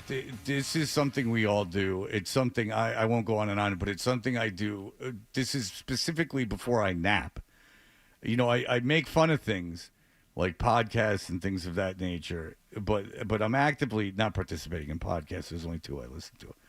But I am a part of this. In Hardy, you were talking about it. What are you talking about? I'm talking about things that we find on the internet, Fred, that somehow give us a little dopamine rush. Maybe sometimes it fuels you to go seek out a little bit more, but after you spend 5, 10, 15, 20, sometimes an hour or more looking at it, you realize that it is just slowly killing you. The whistles got woo! My man just started throwing babies out the window. We was catching, unlike Aguilar. I did it. Ain't nobody got time for that. This thing was 10 foot tall. Give him that fuck. The internet is slowly killing us, Fred. Yet I feel my body gets sicker. My brain getting dumber. Don't run. The lady falling in the wine grape thing was on Atlanta TV when I was on the radio. It was on Atlanta morning TV when I was on the radio, and it was something else. Boy, oh boy, did I laugh. I didn't see it live, but I was alerted to it immediately. Can I tell you my favorite part about that? Because I remember that video vividly. Oh, it's the greatest. The fact that she is going to try and somehow beat the other guy at the grape stomping. Hold on, don't start until I say. And then she starts doing it really fast, like she's going to somehow win this thing. And then when she falls, and you can tell she really hurts herself. And that's what makes it special. Yeah, the smiling to the overly dramatic ow, ow, ow, like.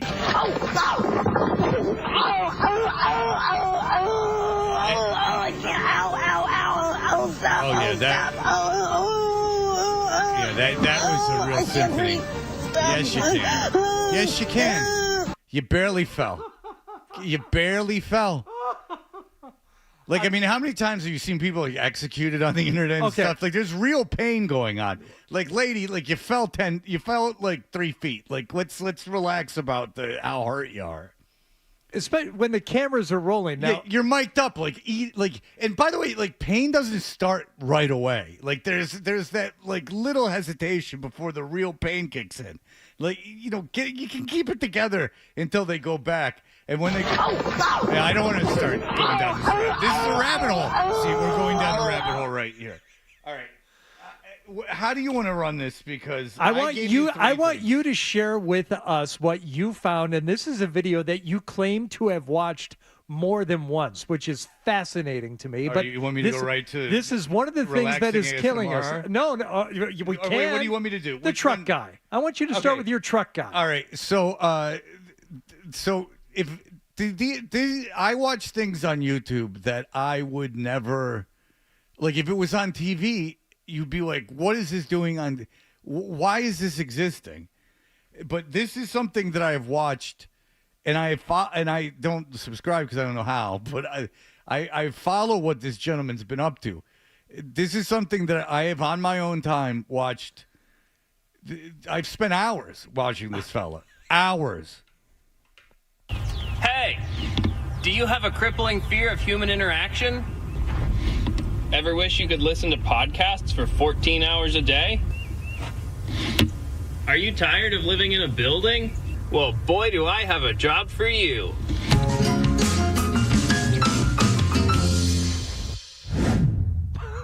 You didn't have Hello, that. humans. It's John. Listen, trucking isn't for everybody. He's a trucker. You swear you didn't add that music? No. He's like popping all over the place. It's edited, John. I mean, he's no amateur. Right. Yeah.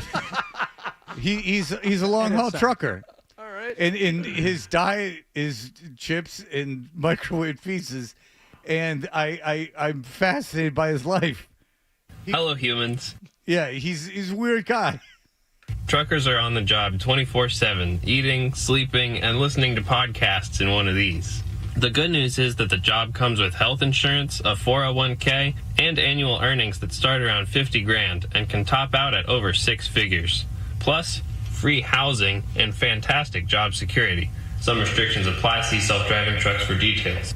Here's an average day in my life as an over-the-road truck driver. And you would only imagine what is in store for you. Now, this guy's got like 100 videos. I've seen all of them.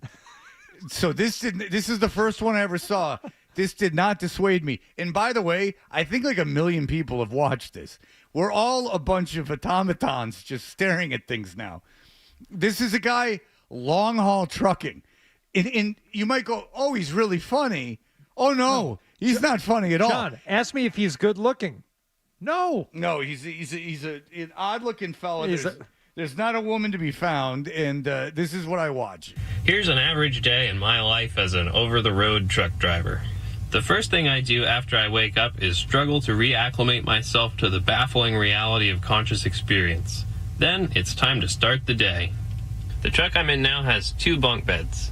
When I first started trucking, I moved into a truck with my trainer, and we shared this space for about 6 weeks while he tried his best to teach me how to park. So to speak. Once I got my CDL, I got my own truck, and now I use the second bunk to store a day's supply of chips. Although you can bring a spouse along, too, if you have one. All right, so suffice it to say it's very boring. All right, but I want to get to my guy. Okay, so ASMR is something that people actively seek out. This is not something that you stumbled upon. People need this as therapy, and there are all different types of ASMR. I always thought of it as women whispering, but no, gender plays no role in ASMR therapists. This guy will prove it to you. All right, so let me take you through how I found this guy. The internet is so vast that you start thinking of this. Probably was over 15 years ago, whenever YouTube was invented. I went, oh my God, there's this thing that you can pull up any video you want to see. If you're reading a book and they reference like a performance, you can watch it. So I go, oh, I used to like Bob Ross. Bob Ross used to soothe me. So I started looking up Bob Ross videos. And at the time, they were very difficult to find. Now they're everywhere. But his estate did not release them. So I came on to wannabe Bob Ross's. This is a guy, I know everything about his life. I have watched, he probably has 100 videos. I have spent probably 3 or 4 full days of my life, if you add it all up, listening to this guy. I know his wife's dead, but he never said it in a video. I know it just from the community. Like, I felt bad when I found out his wife died. I've never seen his wife. She's never in a video. I don't know the guy's name. I don't know where he lives. I don't know anything about him. But for 15 years, I've been watching him. He's like, if I met him, it would weird me out to know, because they never show his face. So if I met him, it would be super weird. I don't want to, I shouldn't have said that. Someone's going to send me a picture of him. It's going to freak me out. Because I've never seen his face. Well, I've seen his hands. Oh, no. His hands are everywhere. Well, his hands he's are a Green everywhere. Bay Packer fan. And I think he might be a little on the chunky side. He's a Green Bay Packer fan. He spent a lot of time in Wisconsin. Now he lives in the South. All right, here we go. Let's talk a little bit about ink.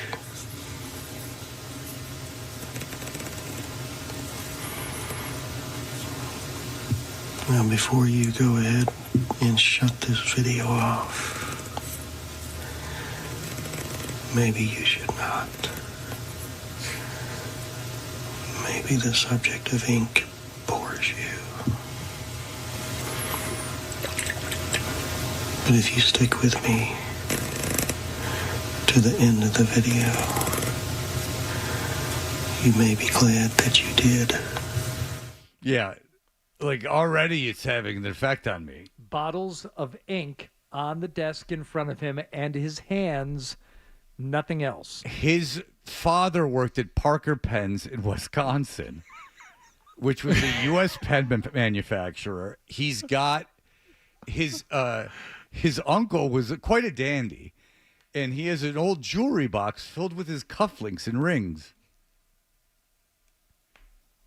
I know all about this guy. How many? His wife collected hundreds. His wife collected matchbooks and she was a big fan of going to Las Vegas, bad hotels in Old Vegas. He sounds like a serial killer. You realize he sounds like he's talking to you as victim while she's tied up. Hardy would actually like him. He has lawnmower. When he fixes his lawnmower, he's got a video of that. Does he whisper when he does it? Oh, yeah. Oh, my God. In the 15th century. He has one where he cleans a gun, and I'm not lying.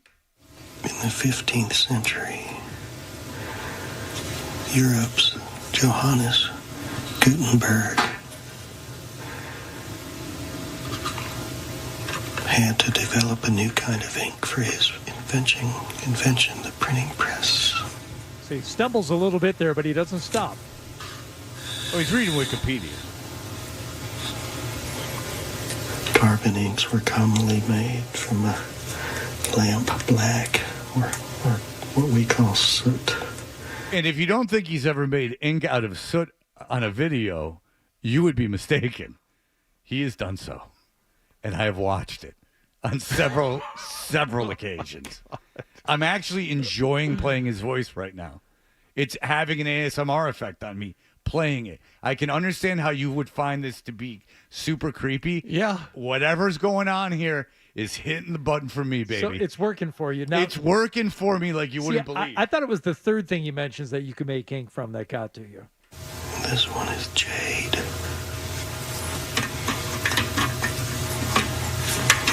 Now he's going to the bathroom. So. No, he's not. This one is jade.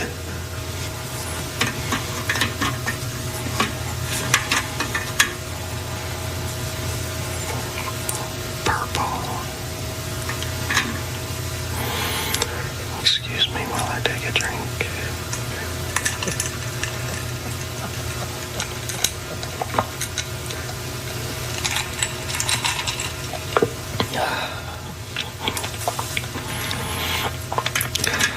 When I come back in just a few seconds, we're going to load the syringes and have some fun. Oh, my God. No, This video's like 15 minutes That long. was edited unfairly. Why? How is that unfair? Because at the beginning, remember when he goes, if you think this is going to bore you, wait until the end. Well, I don't know what you have planned, Hardy, but he does. He has syringes of ink, and he puts them in water, and they create quite a dazzling display. Well, the video that you sent me, and I was not compelled to seek out more, ends just like that. No. Jade, purple, syringes, ink. You may be glad that you did. That's it, Hardy. Parker pens, fountain pens. He writes the cities by population, and it's a 20-minute, half-hour video. Well, the summer's real long. I'm sure we'll get to that video. He goes. You know what he's a fan of? Old catalogs. A bit of a mountain biker at one point, dirt bike rider. Yeah, went up a big hill and down a hill. Picture, but from a distance. You can't see his face. Oh, yeah. I know a lot about this fella. Jade, purple,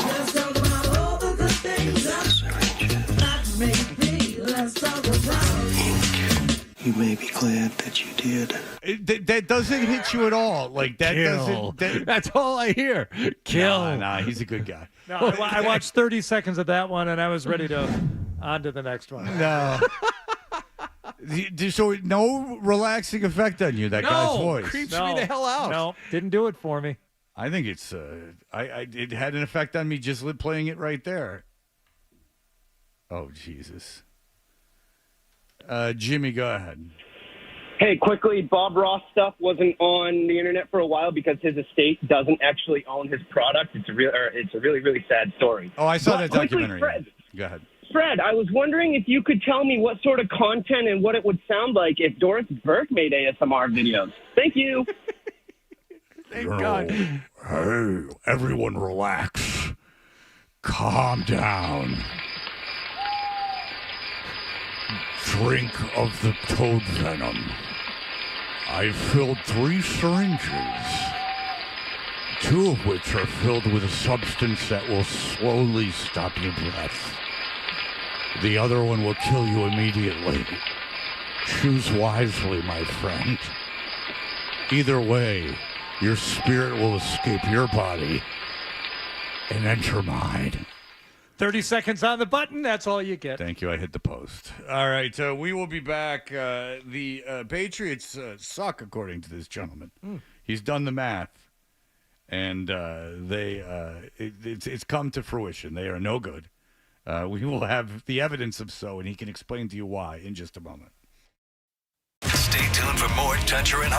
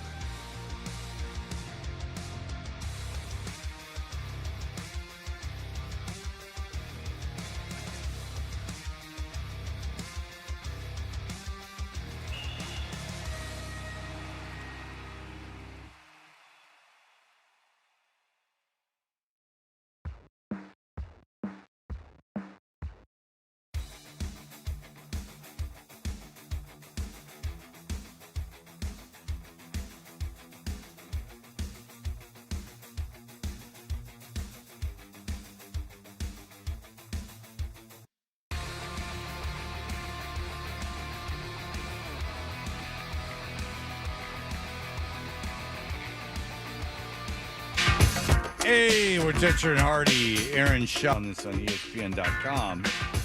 Suffice it to say, the man knows about what is going on in the NFL. He ranked the NFL teams under 25-year-old talent.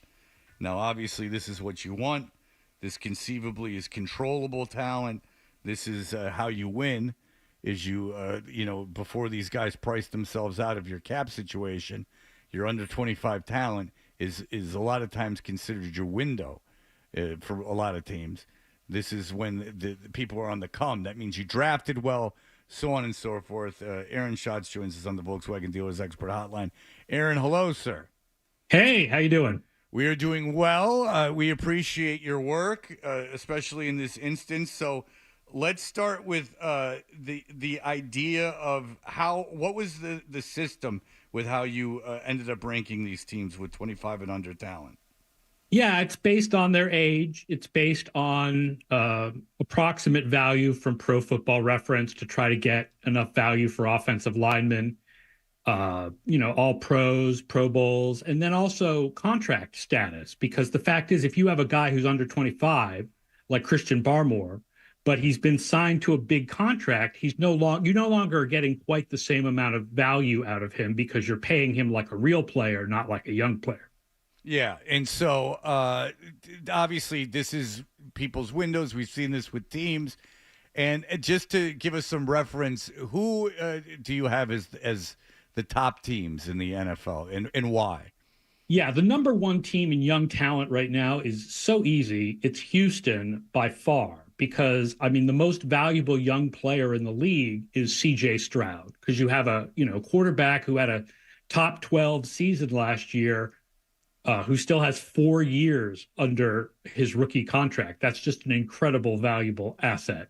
And then they also have Will Anderson Jr., and they've got Derek Stingley, and they've got Tank Dell, and they've got Kenyon Green and Juice Scruggs, and they've just got like player after player after player. Detroit is very high also. But let's go back to the Texans real quick because just for Patriots fans, what did the Texans do? They took a big shot in the draft. They took Stroud, who, by the way, was not the first quarterback taken in that draft, for all you who were against what the Patriots did. And then they traded up and took the best defensive player in the draft, who, by the way, Dan Lifshitz is no good. Will Anderson. And by the way, who is their GM, Jonathan Wallach? Nick Caserio. Who is from the Patriots organization. Okay, very good. And now our own Detroit Lions, yes, they are number 2. Because Sewell and Hutchinson and Laporta, they just, Amon-Ra St. Brown is still under 25. Yeah, and so they did that by drafting. Well, St. Brown obviously was. He signed a big contract, though, right? Yeah, St. Brown. Yes, he has signed a big contract. Yeah, yep. but they drafted Hutchinson high. They drafted what's the receiver that you just mentioned? And they drafted him late. Then he ended up being an elite receiver. Now we get to our New England Patriots, Mr. Schatz. Where do the Patriots rank in your under 25? I have the Patriots 25th. Okay. And if you're wondering why Bill Belichick got fired, this might be part of the problem. Where do they stand in terms of young talent, in your opinion? Yeah, the problem is that the 2021 and 2022 drafts, which should be the core of your team right now, did not go well. And so where do they stand? What is the hope that you have when you look at this team? Like, say, because the Lions, should have been in the Super Bowl. The Texans made the playoffs. They made some noise. How far away are the Patriots, in your opinion?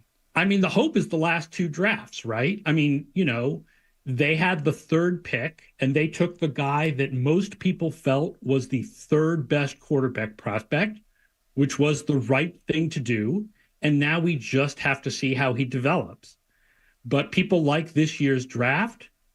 People like Christian Gonzalez. People like last year's draft. So, they're a year or 2 away from those players hopefully maturing and being really good. But we don't know yet. We don't know yet what Drake May will be. So when you kind of like play this out over the course of a couple of years, and you mentioned this in the article, it doesn't mean you have to be a Super Bowl contender in order to make this list. It's just the best talent under 25, the best young talent. But what does that mean? How many years down the road could something like this and a high ranking like this work itself out to mean, okay, now you're a Super Bowl contender because you are the team right now in 2024 with the best young talent? Right. I mean, I'll say again, you don't have to have great young talent to be a Super Bowl contender. I put Miami last on this list, and that's partially because if you talk about under 25 talent, they just happen to have a lot of guys who are exactly 25. But what you want is the core of your team to be guys in their third and fourth years.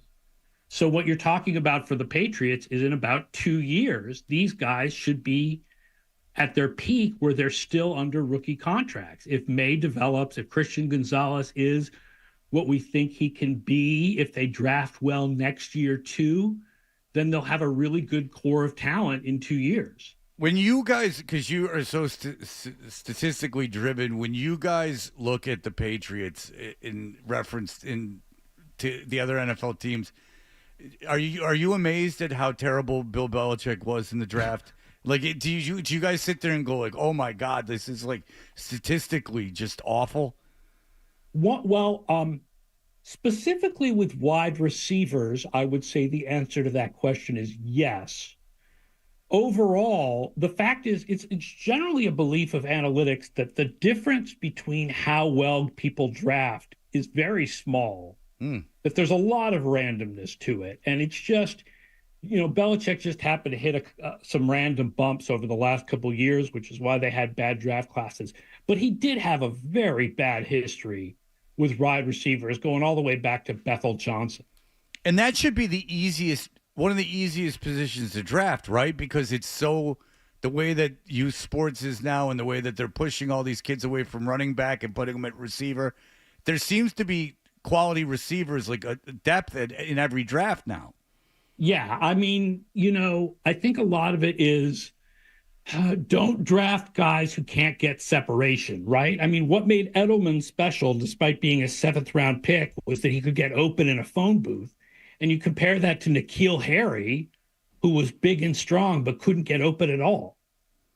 And so that's what you see when you look at who's the prime wide receivers, is to be able to the high wide receivers, the guys that they've drafted high. And then I don't quite know what Tyquan Thornton's deal is, but it's just never happened for him. I think he was a guy who had to learn route running, and it just hasn't happened. Yeah, he has legs the size of mine, which is he can run real fast in a straight line and is very thin. He's very thin. I mean, he's got legs like mine, which is but Tank Dell is very thin, and Tank Dell is great. When you're going through the list and Texans end up being at the top, that makes sense because of the quarterback and some of the other moves. Were there any other surprises in their teams that ended up near the top or near the bottom that you thought initially going in, I thought they would end up being better than where they ended up?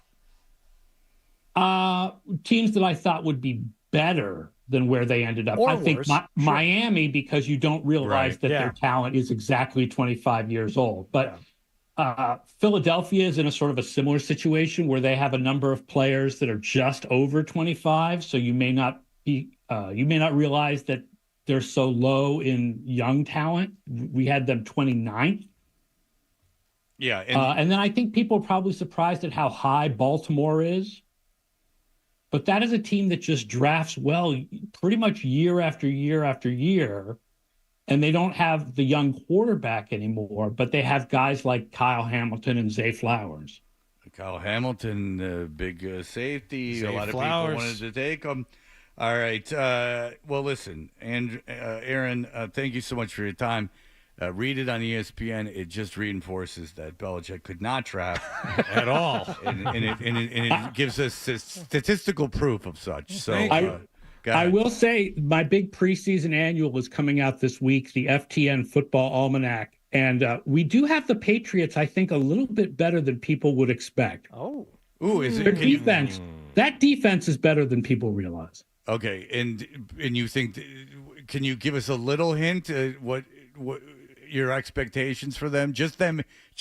You don't have to let the cat out of the bag. But just yeah, I mean, I think our average projection for them is 7 wins. Ooh, whoa, look at that. That is surprising. That's, 2.5 over the line right now in Vegas? Yeah, it may be the team that either them or New Orleans is the team we have highest over the Vegas line. Wow. Interesting. Pound me over. Aaron, thank you so much for that. Maybe a few shekels go in that direction. Aaron Schatz, read them ESPN, read the FTN network for the numbers. We appreciate the time, sir. Thank you. Hey, thanks. Have a good morning. There you go.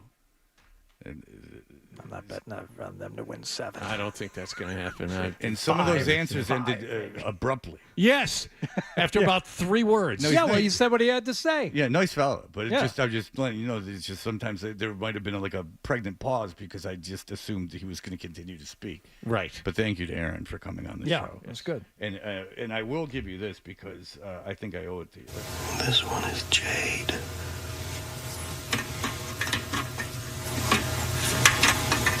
Nothing, huh? Any of you getting anything out of that? No. Nothing. None of you are enjoying that. Scary as hell. Even with headphones. Mike doesn't have headphones on, but were you with headphones on? It doesn't tickle any of your brains. Nope, it doesn't get to me at all. Let me tell you something else.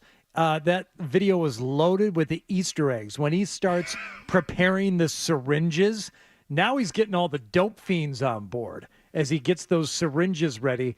He doesn't even put them into the ink bottles in the 15 minutes that I sat through. He assembles the syringes, takes the caps off, puts the needles on, works the plunger back and forth, some sexuality going on there, but that's also for the heroin addicts. This is an honest question. Did you find it a chore to watch that? Like, did you find it like to be laborious? No, because I was interested in why you were so interested in it. Because just know that I've watched that on purpose for my own pleasure dozens and dozens of times. Okay, I don't think you're lying. Every but it's day- hard. It's hard for me to wrap my head around. How about this? An average of 4 times a week for 15 years, I've watched that guy. Whoa! I can't. Nope. I probably consume that guy's material more than any other material on the planet. By any other creator. By any creator in anything, any director, Or Francis any show, Ford Coppola, maybe Michael Crichton, maybe Seinfeld or Family Guy, maybe Seinfeld Descendants? or Family Guy. No, I don't listen to Descendants really anymore. I don't listen to music anymore. I'm old.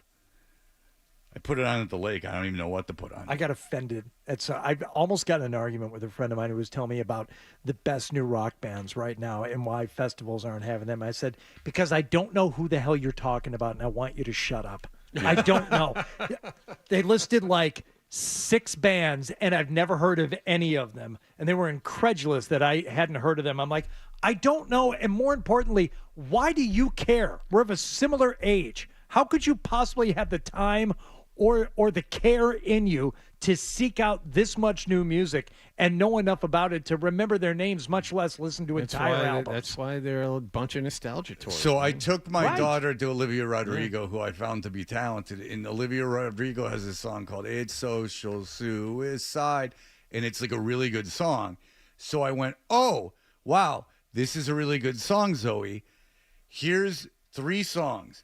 Juliana Hatfield's the heart that burns, Seether by Veruca Salt, and that dog never took it out on you. I played her 3 songs. Never Say Never. I played her 3 songs that are exactly like that Olivia Rodrigo song. They're like obviously have inspired her in some way. One, Juliana Hatfield. That Veruca Salt song or that dog is an array band. They all obviously she's consumed their music and they've obviously inspired her. They're almost identical songs, and she went, they're all crap. And I'm like, it's the same.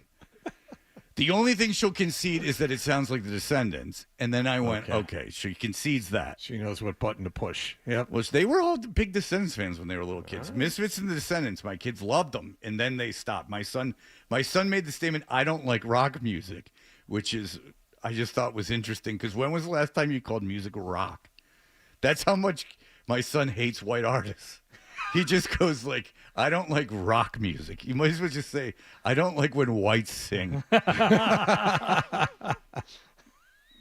That's at least my daughter listens to singing. My son listens to absolute garbage. And it's me being old, but you get the difference between what Eminem is doing and what you're listening to. What MF Doom is. It's so pervasive. It's like saying, across the board, I don't like rap music. Right. There's so much of it. There's something that you like. But it's funny because I guarantee it. him and all his friends are big fans of MF Doom, and I'm like, MF Doom, in my opinion, is the most talented rapper of all time. But then you're listening to stuff that they're not even rhyming. Whatever. This is very odd. I know. Singing. I'm yelling at a cloud. Just send me the Simpsons emoji. Moving on. Moving on. All right. We'll be right back. Sports Hub headlines. Red Sox are now 12.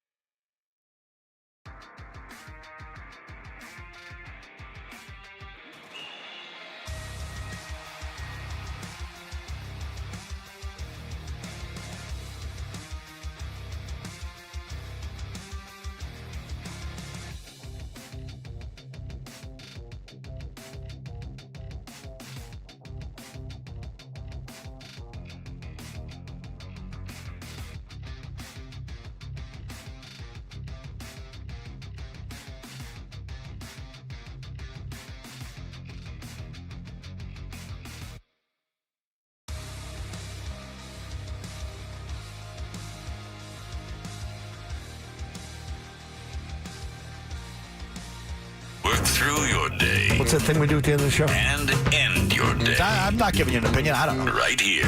98.5. The Sports Hub. Now, more Tuncher and Hardy on the Sports Hub.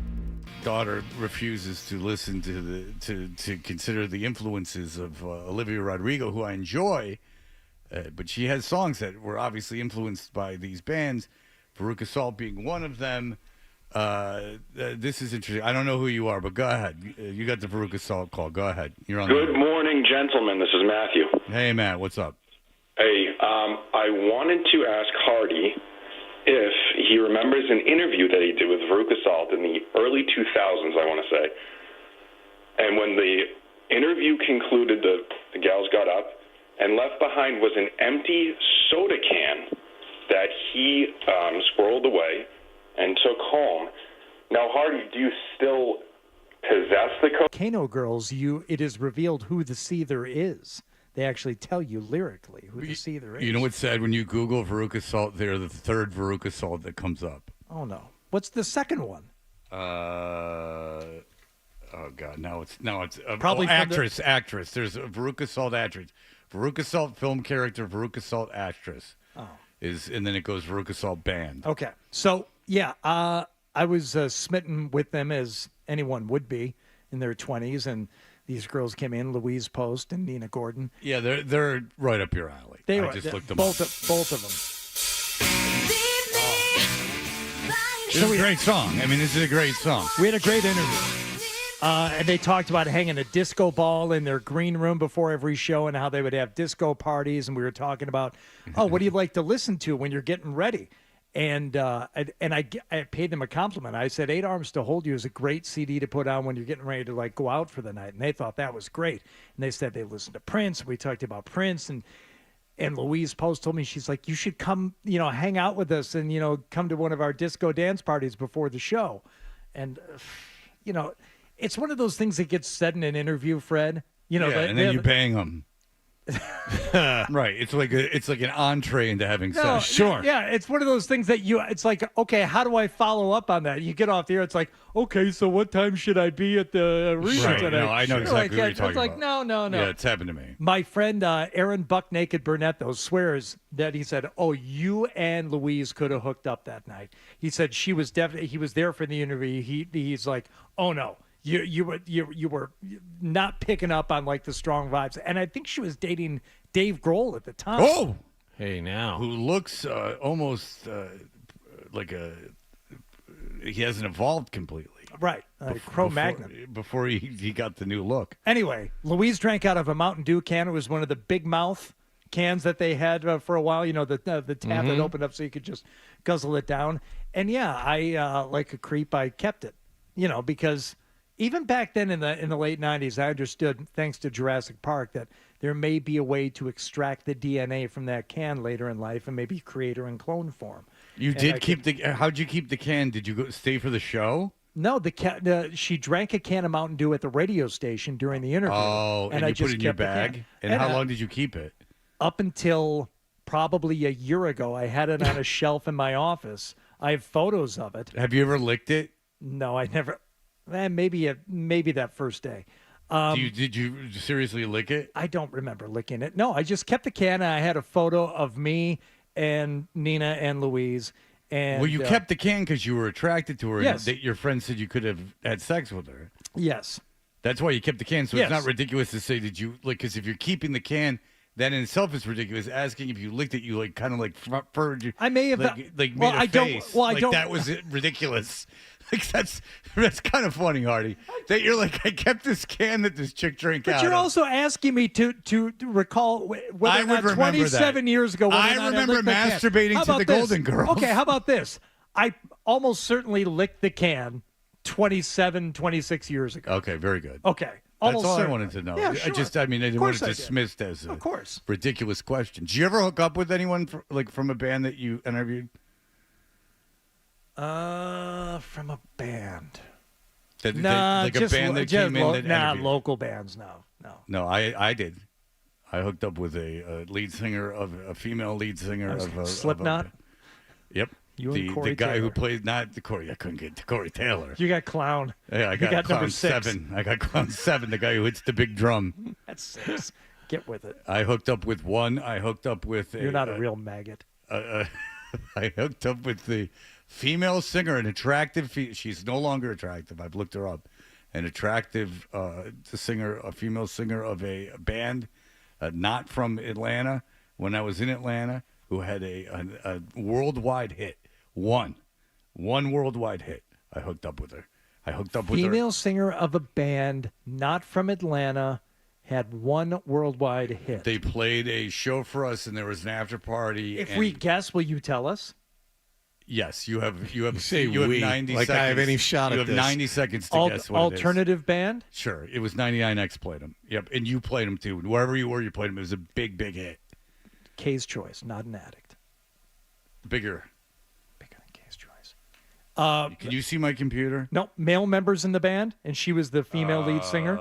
I think so, but I gotta make sure. Yeah. Gwen Stefani. No. I interviewed Gwen Stefani, but That's no, a good guess. She never. No, it's not that big. No, one hit. Not you're never gonna get it. One hit. She was hot, and she's the only female member of the band. Elastica. I think post Elastica, she wasn't 100. She might have been like a year older than me, but she was hot. I didn't have sex with her, but I hooked up with her. In her, a guy in her crew C-blocked me. I could have taken her back to the hotel. Then I think you can tell us who it is. If I didn't have sex with him? Yeah. Singer Joy Drop. What? Who? If I was beautiful like you. You guys didn't play that song? No. You didn't play Joy Drop? What year? 2000. When did Beautiful come out? No, I was in Vegas. We only played the hard alternative. You guys didn't play Joy Drop? No. Interesting. I never even heard of them. Anyway, hold on. Let me just tell you real quick. The Mountain Dew can mysteriously went missing. I think one of my kids accidentally threw it away or something, but it's been gone for about a year. I have no idea where it is. Oh my goodness. Beautiful was the number 20th. You really hook it up with her in this dark booth in the far away from everyone. And this guy kept coming up, and she even was like, "What are you doing?" And then she's like, "Why don't you come back we're staying down the street. Why don't you come back to the hotel?" I'm like, "Cool." And the guy's like, "No, you're not coming." Oh, and then she was like, and then she listened to him, and I was like, "I don't know what your deal is." But so I could never seal the deal. I don't know if she wanted to, but she was Canadian. It says here on the internet. What are you gonna do? I feel like a little luster was taken out of that balloon when you didn't play them. I have no idea who they were. Yeah, I had to look it up. So there. I had to look up.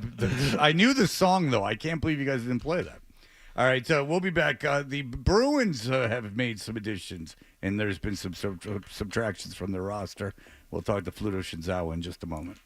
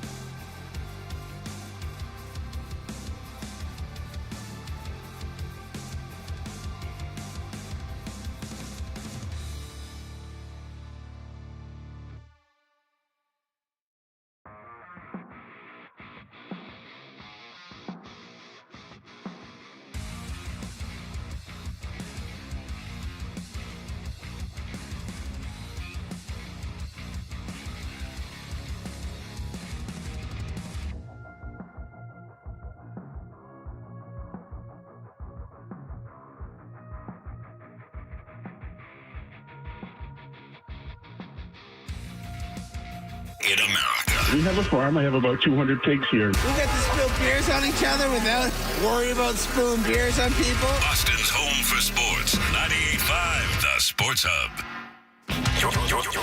You're listening to Toucher and Hardy on the Sports Hub. Big Kid. They had a first-round pick after all. We found that they were very active in free agency. They lost some pieces. They gained some pieces. Fluto Shinzawa is here to straighten everything out. Also tell us what's going on with Jeremy Swayman. He, of course, writes for The Athletic. He joins us on the Volkswagen Dealers Expert Hotline. Fluto, hello, sir. Good morning. Thank you so much again for joining us. Let's first talk about the additions. The Bruins were aggressive. What did you make of who they added? Yes, very aggressive in terms of salary. 7.75 for Elias Lindholm and 5 for Nikita Zadorov. Absolutely critical needs in terms of a number one. He's not a traditional number one center, Lindholm. He's a 3-zone center, kind of in the Bergeron. Let's not get carried away in terms of the comparison, but he's that type of player.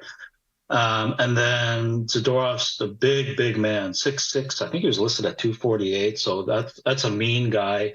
Absolutely fills a need on the left side between Hampus Lindholm and Mason Lohrei. Moves Parker Wotherspoon down, most likely to that extra D. So you look at where their needs were. Of course, they need a scoring wing.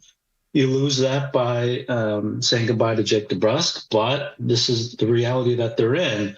That it's hard to complete and check off all your boxes when, and granted the cap is going up to $88 million, but we've still got a big ticket for the Bruins to sign in terms of the goalie. So overall, they picked up some depth players too, but in terms of addressing their needs, absolutely spot on. Address the needs for sure, Fluto, but the first person I spoke to about this who's got pretty good knowledge of these guys said Lindholm, nice player, that's an overpayment. Yeah, that's probably accurate in terms of 8 times 7.75. That's a big number, but what are you going to do, right? Like they have a deficiency there. Coyle and Zacha did very well for what they did, but we saw in the playoffs, go down the list, right? Barkov, McDavid, there's so many high-end centers that really drive the bus. So, okay, you look at Lindholm, no question. You look at the numbers, they don't really align with the salary, but I think the Bruins hope that, okay, let's put him with Pastrnak. Let's see what he can do. This is a player that 2021-22, he was a point-per-game player, 40 goals, 42 assists. So is he that? Who knows? We'll see. You have no questions about what Pastrnak can do. So if you put him with Pastrnak and Zacha, can they tease out more offense? I would expect that they project more offense. Otherwise, they wouldn't be paying that much. But that's the nature of free agency. You're competing against who knows how many other teams are interested in the player. So price is going to go up. The defenseman, probably an overpayment in that sense too. But that's the nature of UFA. As you and Hardy alluded to, the production has dropped off. I think there was, if I'm reading this right, pretty steep decline this last season, although he did play well in the playoffs for Vancouver. But what should we expect from him? What is a fair point total to expect from a guy like that? I think probably 60 to 70 points, I would guess. I would expect that it's going to be a little bit more of a presence than Zacha and Coyle, who both had career years. I can't remember exactly how many points they were, but I would. Is he a point-per-game player? The last couple of seasons say no. And then you add in the age, and there's going to be a transition to new city, new everything, new team. How does he fit in? So there's going to be a break-in period for Lindholm. But I would suspect 70 points. That's probably the estimate. For the salary, okay, you can say that's an overpayment, but that was their need, and they filled it. Yeah, I mean, there's all this talk of overpayment. I mean, they can't win for losing. I mean, they underpay and overpay, and everyone's pissed off about something. But, we talked to you since the Allmark trade. Swayman's still hanging out there, restricted free agent. What's your insight into what's going on with that? Well, he has significantly more negotiating power, Jeremy, than he did last time. And granted, they're not going to go to arbitration. That's been determined. So I think both sides are pretty pleased about that. That's not the solution here that they want. I think both sides would be quite pleased with a long-term deal. But Jeremy has significantly more leverage. He knows that, okay, he's the guy. And he's the guy not just for this coming season, but for a lot more seasons. So there's that. Allmark out of the picture. He can look at the playoffs and say, "Hey, look at the season I had, and the playoffs that I had against Florida and Toronto. This is what I'm capable of." And you look at the projection of what this guy can be. It looks like he's going to be pretty good. Yeah. What about the school of thought of investing that much into a goaltender? Where do you stand on that? I mean, it's a great question, just because I don't think there's a black and white answer to that. Just look at the final, right? Bobrovsky, I think he makes $10 million or 10.5, something crazy. Highest paid goalie in the league, versus Skinner. I think he was 2.4, something like that. So there's no, okay, we can say, okay, you need to pay your number one center, the McDavid. You need to pay Barkov. Okay, I think everybody would agree on that. But I think there's different schools of thought in terms of, do you want to invest, let's just say, I don't know, $7.5 million for Jeremy times 8. I don't know that there's a real clear answer to that, because okay, you can say maybe we can get by, so to speak, with paying less for a goalie and then investing that money in a center or a wing, and you can make the case for that too. Granted, I think everybody just looking at the player and looking at his age and kind of understanding who he is and his personality. I think Bruins fans are very pleased, and the Bruins are very pleased to have Jeremy in the system and be locked up for a long time. But it's a great question. There's debate about that question around the league, and based on who you talk to, they probably have a different answer. For me, I want the goalie. Give me the goalie and give me the guy that's going to play 50, 60 games. Now, we don't know how he's going to perform. Like, that's one of the questions with Jeremy, right? I think part of a big part of his performance these last couple of years was having the partnership. It's just optimal for both goalies, and I think both are better off for it. Now, without that there, what's that going to do to his performance?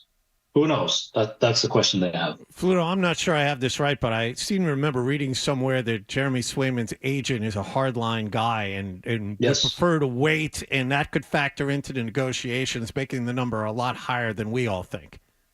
Yeah, that's the reputation. Louis Gross is Jeremy's agent, and yes, he does have a reputation for sticking to his client's number. So yeah, maybe that plays into it. And then on the flip side, the Don Sweeney has a reputation for sticking to his guns and being difficult in terms of negotiating on the club's behalf. So maybe that has something to do with it. There's going to be an agreement, but look at both sides, right? That's Don's mandate is to assemble the best team at the cheapest price versus the agent. The agent wants to maximize his client's value. And you look at what Jeremy has done. Don't you think that's dangerous if you're the agent for a goaltender? We just talked about it. Like, there's different schools of thought this is just more of a philosophical thing, but if you're the agent and there's different schools of thought on, investing that much money into the position, we see what the trade market is for these guys. I mean, I can understand that you're going to pay Swayman a lot of money and that he's going to get a long-term deal. There's no question about it. But in terms of like sticking to a number as an agent, it just out of curiosity, if you're his agent, that's not the position I would want to do that in. I want to be a little flexibility with that. Do you not agree? Well, I really don't know whether it's just, okay, pay me. I don't know. Is that the philosophy they're saying? Give me this number or forget it? I don't know. That doesn't sound like very much of a negotiation to me. Right. But if I'm the player, if I'm the client, please give me the best deal possible. That's the instruction that I'd give to the agent if I were Jeremy. So, hey, that's the business. Lewis has done this for a long time. If I'm the player, I'm trusting the guy I hired to take care of my business to get me the deal that I deserve. So you can see it from both sides why this is a tricky one, and we also have to calculate in that there's no real agreement, right? There's a wide band of what this guy should be paid, and you can make the case it could be as low as 6. It could be as high as you could even make the case that as high as 9. So that's a big band to argue. So it's not easy for sure. All right. Well, Fluto, you're on top of everything. We appreciate it. The Swayman thing looks like it will work itself out, and you're pleased. I saw that you said they did it. The Athletic did an article, the one weakness for every team that wasn't addressed in free agency. You said scoring wing with the loss of DeBrusque, but do you think just finally that the team is better than they were last year? Oh, no question. Yeah. Now, we don't know how the goaltending is going to be. It might be worse just because you have the best tandem in the league, and that might suffer just because Jeremy doesn't have that support. So that might happen.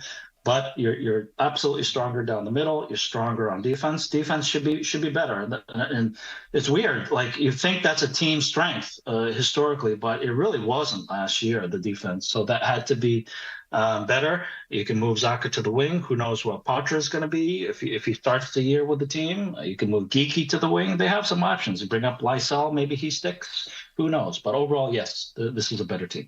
All right. Well, that's exciting in itself. Fluto Shinzawa, enjoy yourself. Thank you for being available and all the information. Read Fluto in The Athletic. I do. Thank you so much for the time, Fluto. Okay, Fred. Have a good day, guys. Thanks, Fluto. All right, take it easy. Fluto Shinzawa. I like the moves. I don't, They're getting crapped on nationally. I know it's the nature of the beast. That's a lot of money for Lindholm. He did not play well for long periods of time last season. And that's a lot of years for Lindholm, too. Well, I guess the question would be, what's your other option? You desperately needed a center. Yeah, I know.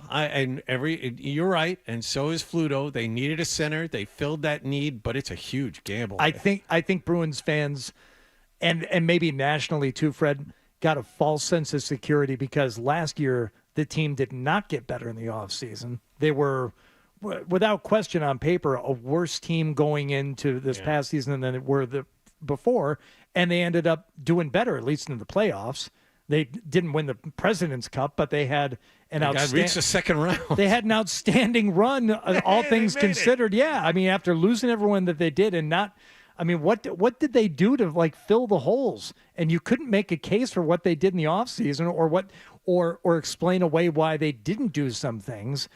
And I think that leads people to say, well, now you're just overpaying guys when last year you didn't need to do that. Yeah, this year, that guy's Zadarov. I mean, I watch highlights of that guy. That guy's going to be a fan favorite inside of a week. Fans are going to love that guy.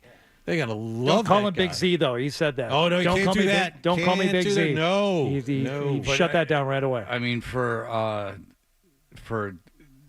as long as I've been here, people bitches about the Bruins not spending any money because of before the cap. And then now they're spending too much money. Like, it's just interesting to me. There's the only thing more annoying to that to me with Boston sports fans is crapping on the Red Sox, which is I've never heard anyone say anything positive about the Red Sox, I think, in the entire time I've been here. Never. Maybe during a World Series. Maybe after the day after the World Series. I can tell you. I remember in the 2000, day after they win. Yeah, in 2013, I remember Maz crapping all over the Red Sox in early September, even though they were running away with it. I don't believe in them. I remember that. I just don't. It's like a muscle that just has to be flexed. Crapping on the Red Sox, and it just is automatically a turnoff for me. Like, okay. There's 162 games. You gotta calm down. Can you imagine if you managed like that? Yeah. Like my son asked me, like he's like, "What do you think the manager said after the game?" I'm like, "Nothing." Yeah. I'm like, "I don't think he said anything." Yeah, I mean, it takes a special kind of skill to turn a lot of that off. I know it drove Francona crazy. I can't even imagine the way Cora's had to deal with this. Because here's what, just quickly, what bothers me about that is about the daily analysis of baseball is they're not doing it. Like, you're doing more than they are. Right. Like, they can't, by nature of the game, behave that way. For instance, do you think, like, Bryce Harper has had a series where he went 0 for 10? Like, obviously. So, like, imagine if you're the manager and he's, like, seventh at bat and he, like, grounds out and you're like, oh, my God. Bryce Harper's terrible. He's batting 0 in the last 7 at-bats. Like, the whole thing about being a manager would be saying nothing. You would say nothing. They're around you all the time, all year. Like you're constantly at the park. Just don't say, like, you're bitching as a fan way more than anyone in that clubhouse is bitching. They're really not talking like that. I can assure you of it. I know for a fact. And not this particular team, but baseball teams, it's a grind, man. They're not bitching about it as much as you. You got to, the biggest thing, and it's the same thing with golf, Artie, is mentally you have to be able to take lulls. You have to be able to figure things out. Like, I could get into it. We're up against it, but like Sonny Gray was talking about the other day, he had a bad outing. He gave up like 6 runs in 5 innings, but then he pitched another 2 innings. He ended up going 7 innings because he's like, I figured something out. That's a guy who came in second in Cy Young voting, figured something out during a game. He's like 30 years old. You got to give these guys. It's too much pitching. Go ahead. This thing, real quick, this season is much different than all the other seasons because no one expected anything. No one's criticizing day-to-day, Fred, because this team is so much a wildly overachieving bunch. People are actually taking pleasure in watching them play. It's just this year is different than any other year. Because everyone expected, myself included, they were going to be crappy, and here they are in playoff position. If they don't make a big deal at the deadline, the bitching will start again in less than a month if they don't do it. There's been bitching about Henry not spending money on the team. But you were talking about day to day. That's more in a general sense. Well, day to day is ridiculous. I mean, analyzing an at bat or a pitch sequence in baseball is mind numbing. That's watching C-SPAN. That's watching the Senate every day. Well, only like 3 of them are there. I mean, analyzing a baseball game is more than what the manager's doing. They don't sit there and pour over every effing play and every at-bat. Are you crazy? They'd go insane. You would never succeed in that sport if you did that. All right, we'll be right back. Touch.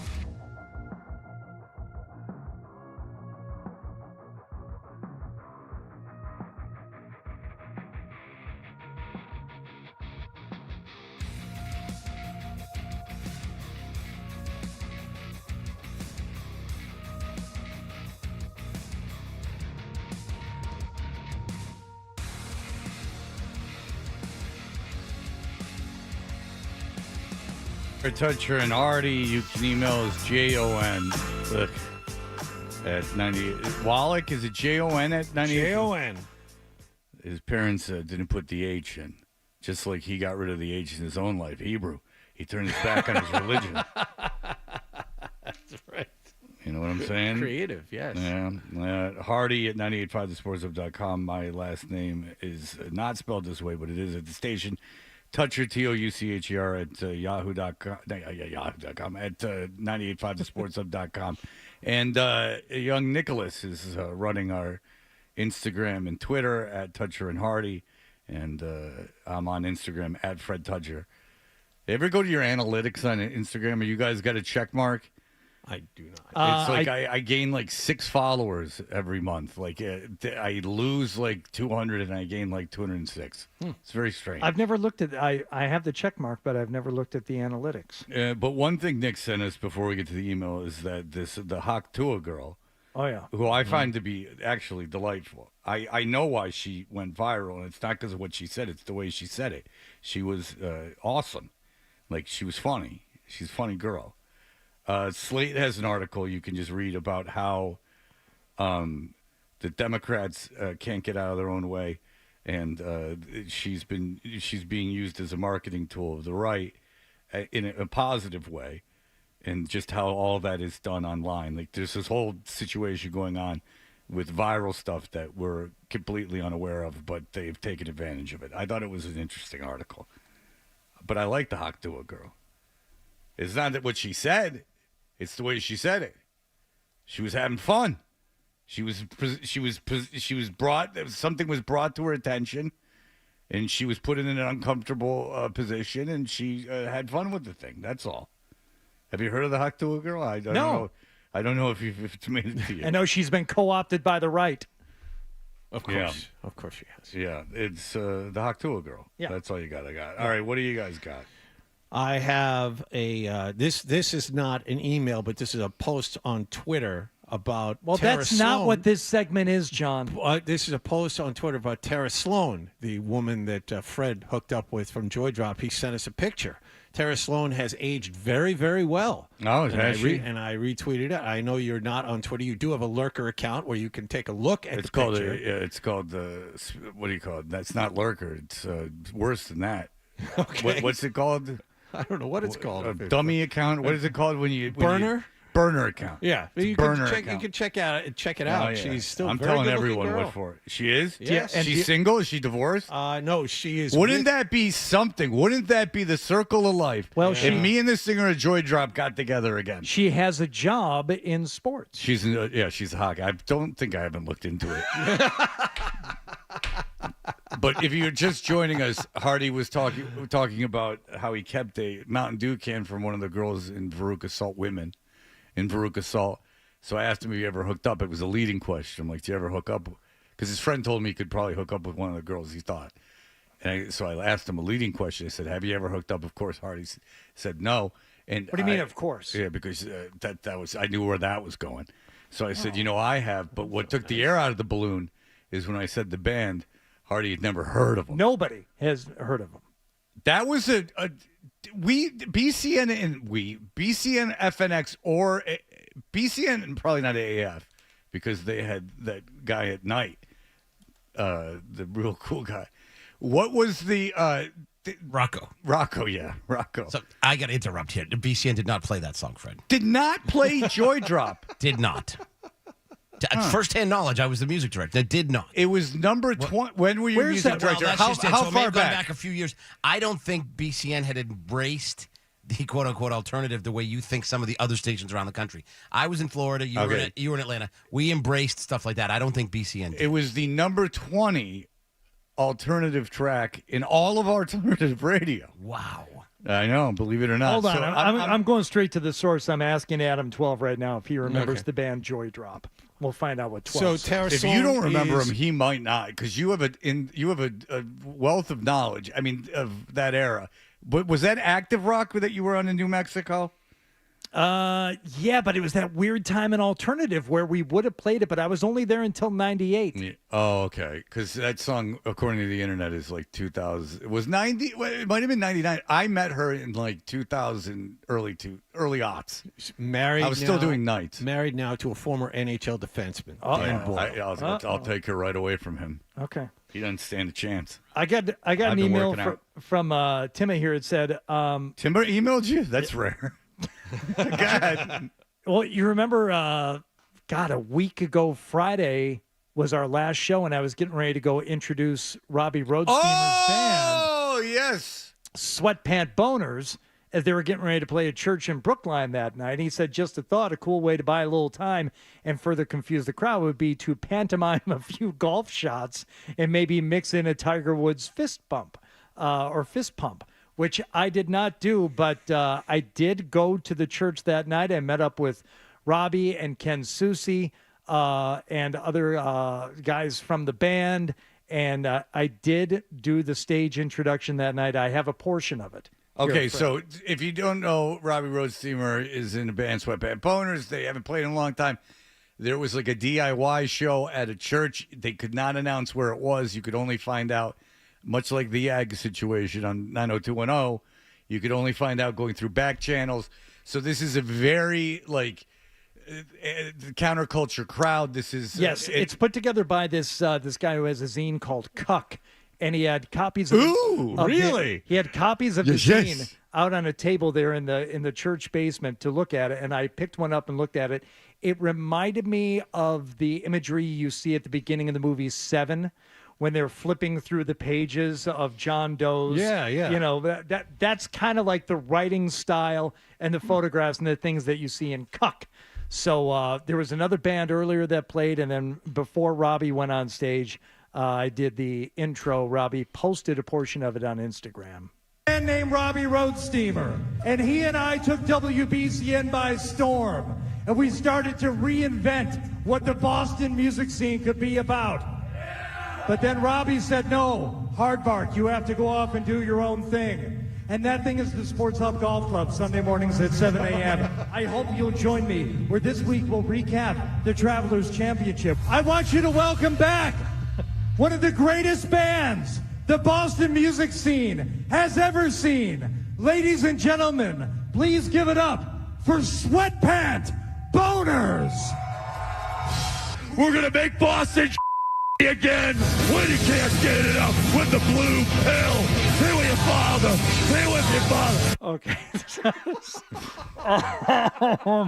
I did go on for a while about the Travelers Championship. Recently contested in Cromwell, Connecticut at TPC River Highlands. A local youth, Michael Torbjornsson, maybe he's with us tonight from Wellesley, competed, and I went long enough until I lost the crowd, and then I brought him back. How big was the crowd at this thing? It sounded like it was all right. It was a good crowd. All right. It was a good crowd. If you had to guess approximate how many people were there? 300. Wow. All right. For an unannounced show? Yeah. That's pretty impressive. Yeah. In average age? 21. Really? Yeah. Good for 21-year-olds. Getting together and congregating again, watching live music. That's exactly what I thought. And I was outside beforehand, talking to people, meeting people. There were a couple of listeners to this show who showed up because we were talking about it. And they're like, wow, this is a different crowd for you, I bet, Hardy. I'm like, yeah, but the fact is, it is a crowd of young people. And they weren't on their phones.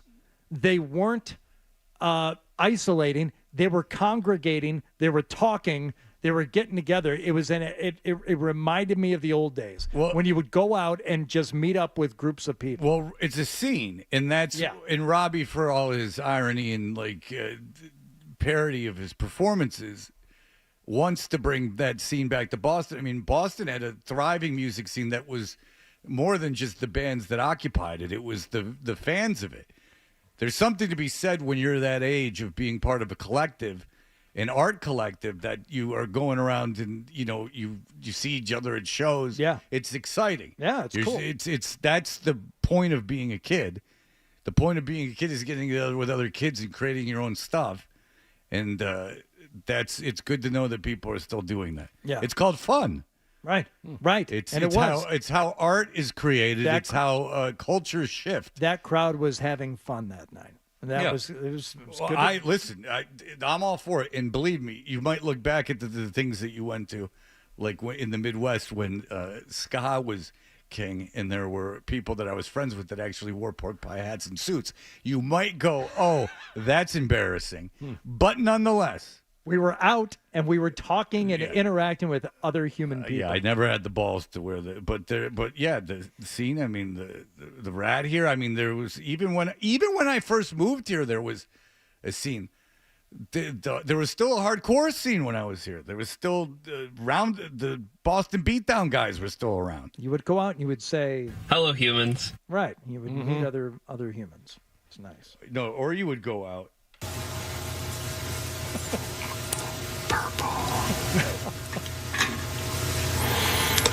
Excuse me while I take a drink.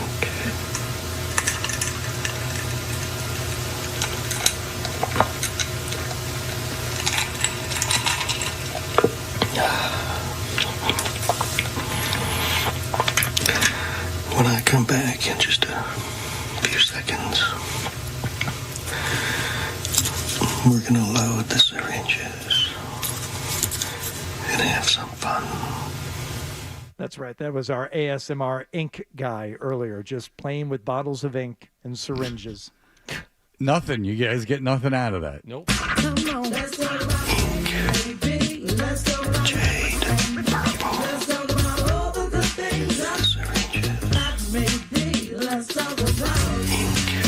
You may be glad that you did. If you want to know that is the media entity that I have spent the most time consuming over the last 15 years. You were so much weirder than I knew. You have so much more going on, or less going on.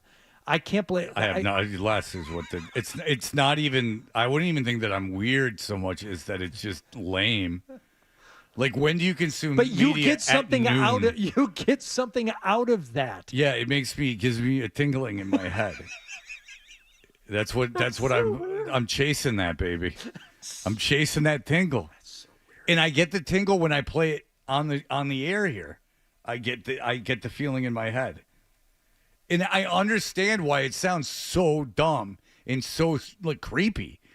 But for some reason, and for me and for many other people, that voice has some hypnotic effect. I wonder if he could get me to kill if he so chose. I think that's... He does have a video where he cleans a gun.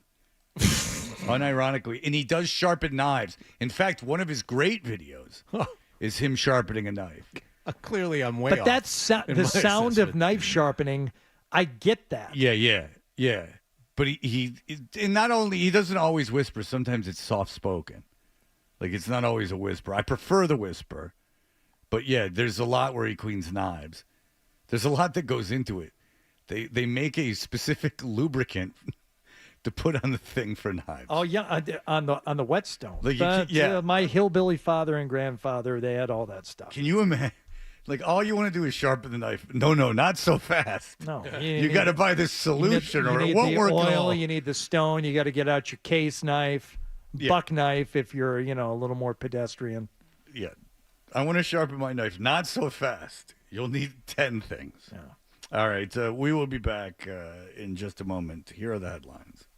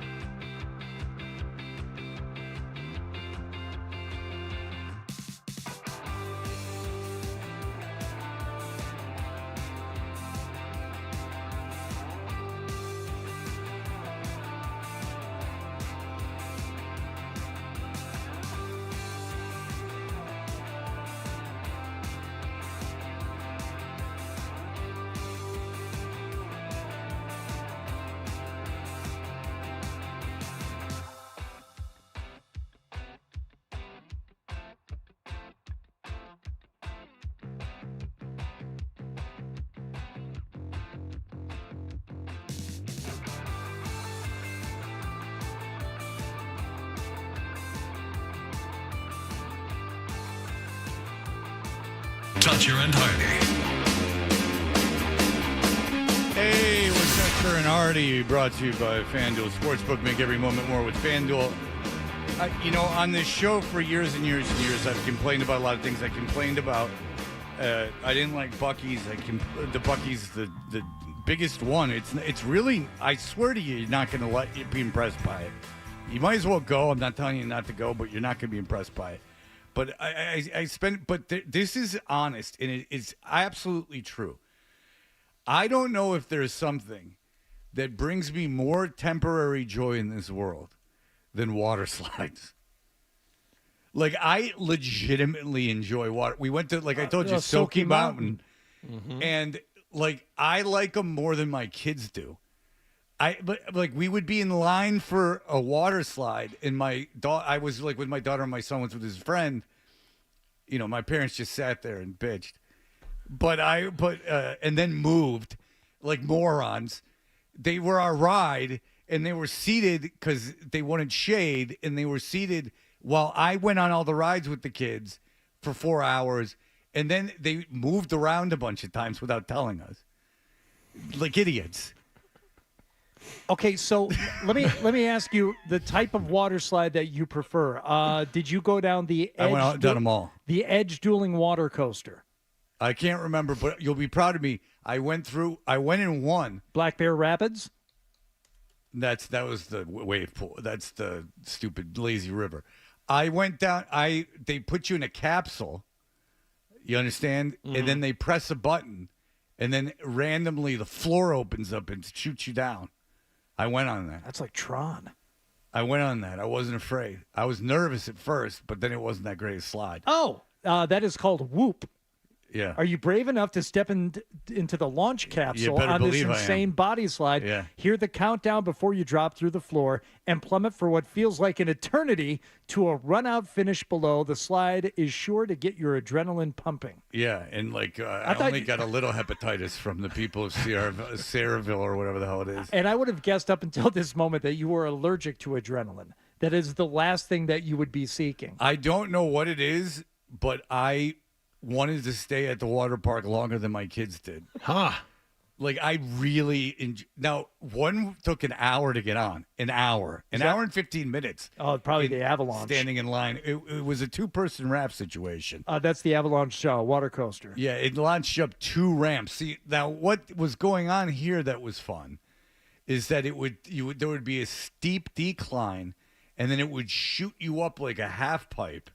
And then you'd go down and then up the other side of the half pipe.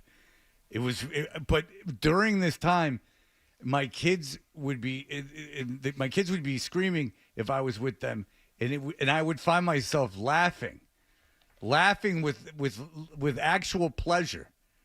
So a man of great taste. I enjoy water slides. Like, I would, if you told me like let's go to like a water slide park, I'd be like, let's go. Better than the polar coaster up in New Hampshire? I can't. Roller coasters are machine. I don't care for that. I see. They strap you in. You were on some kind of a transveyor belt on that Avalanche water coaster. Be careful with the pronouns. Have you been to water country, Fred? Up in New Hampshire? No, my son was there last week. A nice family took him up there. I have not been to water country, but I would go to water country. Dr. Von Dark's Tunnel of Terror is up in water country. I would go to water country. I enjoy the water slides. Like, I actually think they're fun. I hate roller coasters. I won't go on them. I don't like the idea of being strapped into them. Did you do the demon drop thing in Atlantis?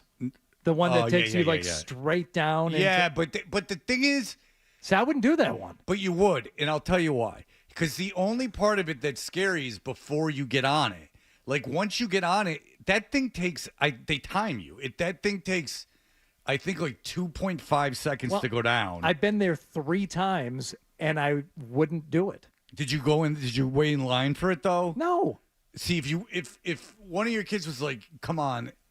If I offered you like $100, $100, and you would do it, and the thing that would be interesting about it is, once you did it, you would be like, oh. Yeah. Well, I'm sure. And if one of my kids wanted to do it, I would have done it. Or Had you given me $20, I would have done it. Yeah. But just that looks like fun? No.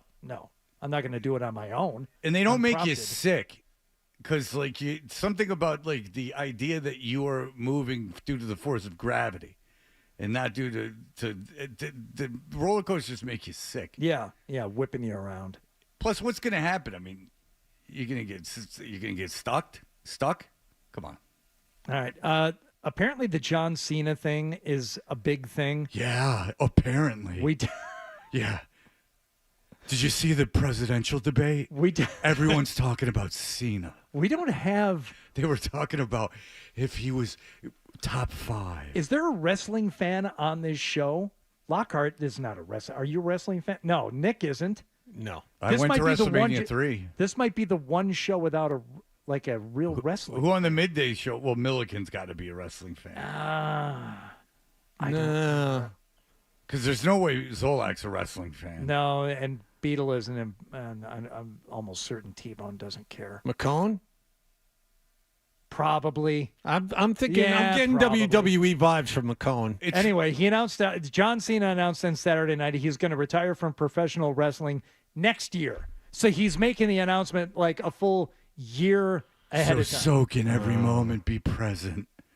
Every time he wrestles, be in the moment because it's going to be fleeting. He promised a farewell tour with dozens of dates and an epic final fight, and he assured fans he would remain involved with the wrestling franchise that launched his career. Yeah, they have some hold on those guys. The idea that I guess The Rock's Q rating is down, so he's not as bankable as he once was. That's the word. Mm-hmm. But these guys, I mean, the idea that those two would even consider wrestling. I mean, they have some kind of inherent. I guess The Rock, like, because of his dad and everything. But you don't like. What if you were there and like Dustin Hoffman like just keeps like, like De Niro and Hoffman, like I just got to keep a foot in the game. Like remember George Carlin when he would go on Letterman and wrestle? Yeah, of course. All right. I never got that Andy Kaufman thing, but then again, I never understood Andy Kaufman at all. The first episode of Saturday Night Live, he sings "Here I Come to Save the Day." No, Mighty the Mouse. Mighty Mouse and theme you're song. like, Hysterical. Yeah, no, not at all. You didn't get it, man. Yeah, I didn't get it. Yeah, it's too advanced for me. See, he's so not funny. It's funny. The entire shows that he would do as Tony Clifton. Like now the those entire were great. show. I loved Tony Clifton. That I liked because that's a joke. He's very offensive. All right, that'll do it for us. Everyone enjoy.